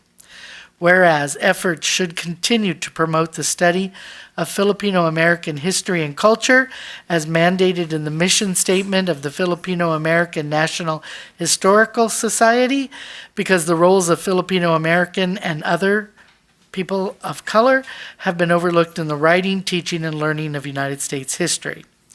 Whereas it is imperative for Filipino American youth to have positive role models to instill in them the importance of education, complemented with the richness of their ethnicity and the value of their legacy. Now be it resolved that the Burbank Unified School District Board of Education proclaims the month of October as National Filipino American History Month and encourages all schools in the Burbank Unified School District to commemorate this occasion with appropriate instructional activities. Beautifully read. Thank you. We will now move to 13C, adoption of Resolution 7 proclaiming October 13th through October 19th as the week of the school administrator as presented. May I have a motion and a second? Moved by Dr. Agakanian, seconded by Ms. Ponser-Kamkar. Any discussion? Okay. All those in favor, please say aye. Aye. Seeing no opposition, motion carries 4-0. I believe Clerk Ponser-Kamkar is going to read. Yes, ma'am. Thank you.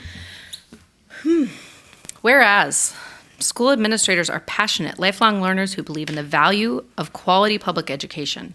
And whereas the title school administrator is a broad term used to define many education leadership posts, superintendents, assistant superintendents, directors, principals, assistant principals, special education and adult education leaders, curriculum and assessment leaders, school business officials, classified educational leaders, and other school district employees are considered administrators. And whereas providing quality service for student success is paramount for the profession, and whereas most school administrators begin their careers as teachers, the average administrator has served in public education for more than a decade. Most of California's superintendents have served in education for more than 20 years. Such experience is beneficial in their work to effectively and efficiently lead public education and improve student achievement. And whereas school leaders depend on a network of support from school communities, fellow administrators, teachers, parents, students, businesses, community members, board trustees, colleges and universities, community and faith-based organizations, elected officials, and district and county staff and resources to promote ongoing student achievement and school success. And whereas research shows great schools are led by great principals and great districts are led by great superintendents. These site leaders are supported by extensive administrative networks throughout the state. And whereas Burbank Unified School District has distinguished, passionate, and quality site and district administrators supporting the teachers, staff, and students, and who deserve to be recognized for their service and dedication, whereas the future of California's public education system depends on the quality of its leadership, now therefore be it resolved by the Board of the Burbank Unified School District that all school leaders be commended for the contributions they make to successful student achievement. Thank you, administrators. Thank you, administrators. We are beyond lucky to have the administrators we have leading us at the district level and at our school site level. So thank an administrator today or tomorrow. It's getting late. Yeah. Not now. It's nighttime. Call everybody right now at 8:30. We're going to move to 13D, approval of contract with SCNIC for high-speed bandwidth service general fund as amended. Can I have a motion and a second? So moved. Moved by Dr. Agakanian, seconded by Ms. Tabbitt. Oh, you're going to get it. It's going to be bad. Any conversation? Seeing none, all those in favor, please say aye. Aye. Motion carries 4-0. 13E, acceptance of gifts as presented. May I have a motion and a second? Gratefully moved by Ms. Tabbitt. Gratefully seconded. Exuberantly thirded and gratefully seconded by Dr. Agakanian. Thank you to the following for their generous gifts. Thank you to the Disney Elementary PTA for their donation to the district to be used towards childcare during meetings at Walt Disney Elementary. Amazing, thank you. Thank you to Emerson Elementary PTA for their donation to the district to be used towards childcare during meetings at Emerson Elementary. Thank you to Huerta ASB for their donation to the district to be used towards drama-enriched costuming for spring 2024 at Huerta Middle School. Thank you to America's Charities for their donation to the district of $120 to be used towards materials and supplies at Jefferson. Thank you to Roosevelt Elementary PTA for their donation to be used towards campus literacy at Roosevelt. Thank you to Roosevelt Elementary PTA for their donation to be used towards music enrichment at Roosevelt. Thank you to Roosevelt Elementary PTA for their donation to be used towards peaceful playground at Roosevelt Elementary. Thank you to Roosevelt Elementary PTA for their donation to the district to be used towards childcare during Roosevelt Elementary PTA meetings.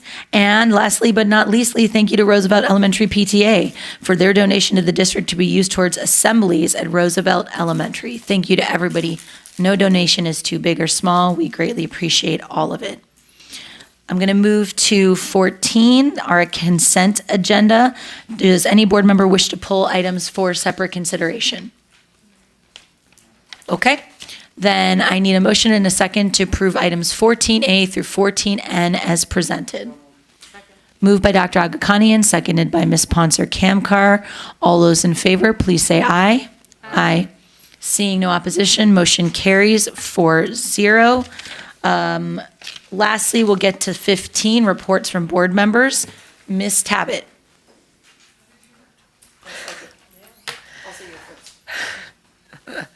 Thank you, Dr. Weisberg. Thank you, Dr. Paramo. Last Friday was the monthly meeting of the Five Star Coalition, of which I have been the representative from Burbank for the duration of my terms that I've been here. And it has been a very exciting part of my board responsibilities. I've learned a lot, and I always feel like I walk away from those meetings going, yeah, Burbank, we're good. When you hear about other schools, right, or other school districts. So thank you for that.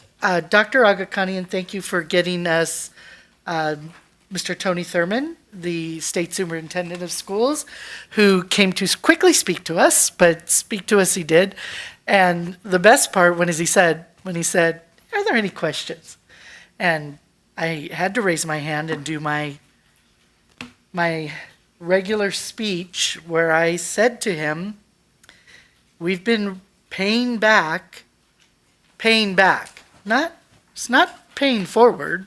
That's fine. That's our responsibility to our employees. But we've been paying back PERS and STIRS for 10 years now, since 2013, for Burbank to the tune of $6 million.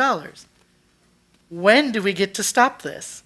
When does it end? Because as soon as you end this, correct, I said, it puts $6 million right back in our budget. And it would affect every school district in the state of California. Well, guess what? He said, yeah, no one's really looking at that. Next question. And I thought, right? Are you kidding me? That's it? No one's really looking at that. So at the end of the meeting, I also talked to my colleagues from other districts about how, why is my nose running all of a sudden? Talking about another colleague and I who have been meeting with, thank you, candidates for state positions and speaking with them about how schools in California are funded and about this repayment plan, and they're all shocked. Nobody knows. Nobody beyond this room understands how public schools are funded in California. They're all surprised. Even homeowners in California, in Burbank, who think their property taxes come right here and we get to decide how to spend them. Geez, wouldn't that be great? I've made several comments tonight, public, about how hard our employees, from facilities to admin to teachers in the classroom to our paraeducators to campus supervisors, do amazing work for far less than the district that resides in North Hollywood, LAUSD, and Glendale next door. They all get more money than we do based on the LCFF because of the 3 buckets of money, 2 of them we don't qualify for. Yet we still have those kids. And higher scores. We're doing better than the people who are paid more nearby. But we still deserve that money. It should be spread apart equally based upon the number of kids you had. I saw an article today that Senator Portantino, thank you, is they signed into law, will start getting paid by, not by attendance? By enrollment. That doesn't really help us that much. It's better than nothing. But I asked the colleagues at 5-Star to please start talking to folks in higher up positions in the state. I'm asking my colleagues here. You meet people, you talk to people. This has to be the song and dance that we have to do. Otherwise, declining enrollment is going to eat us alive unless we fix things and we change how we do things. I'm not the one that usually is up here lecturing people. I'm usually the one that says, oh, you got something that needs done? Let's do it, you know? But this is what needs to be done now, and we need to do it. We need our union support behind us to tell their union leaders above them that this is no longer working for school districts like Burbank. It doesn't work.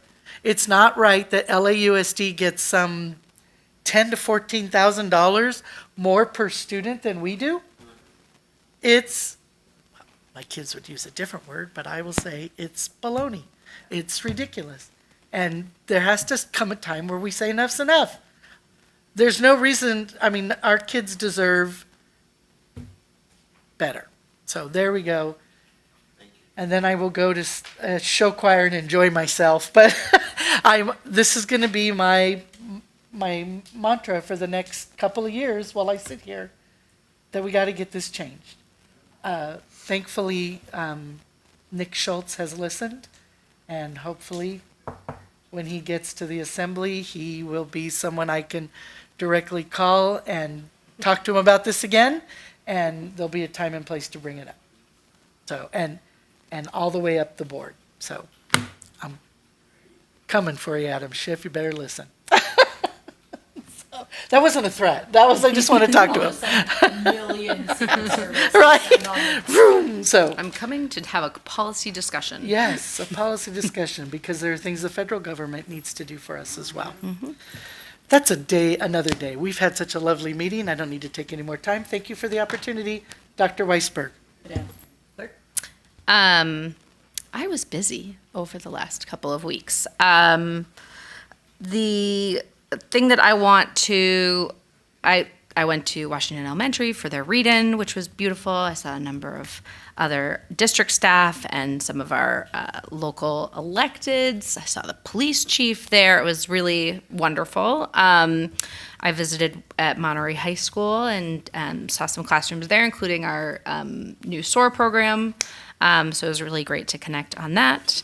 Dr. Weisberg and I took my children to the college and career fair at Burroughs High School, where they proceeded to collect every piece of swag known to man. And I am still living with that. But it was really, I want to thank our partners for coming out for our kids. There were lots of, it was a diverse set of post-secondary opportunities for them. And then the thing that I did yesterday was maybe the most exciting was I visited our middle school math pullout, who are doing their math collaborative work. And it was so cool to see how the sausage is made in that particular way, right? We've talked about rubric grading, we've talked about mastery-based grading, and to really see how teachers are thinking through, what students need to be able to know, what students need to be able to show how they know that. I knew intellectually what that meant, but I also hadn't seen it from like a math perspective. I think we're really used, if you're an English teacher like I was, you're used to grading on a rubric because how else are you going to grade like an essay or something? But it was just it was really cool to have those conversations with the teachers and see how they were thinking through it. I'm really hopeful that that's catching on with those folks. My announcement would be that October 19th is Dia de los Muertos at Disney. It is a wonderful community event. It's really fun. Highly recommend folks showing up for it. Our PTA puts it on, so you can see disneypta.org for it. We also had our multicultural night last week, which was fun. As always, we missed you, Dr. Agakanian, and your Daduk, but maybe next time. So, yeah, thanks. Thank you. I did attend Carrie Lombardo bench dedication, and I want to thank all the volunteers and people who came forward. It's a beautiful bench. It's at Bret Hart, and if you get a chance, just go sit there. And it was a very touching moment.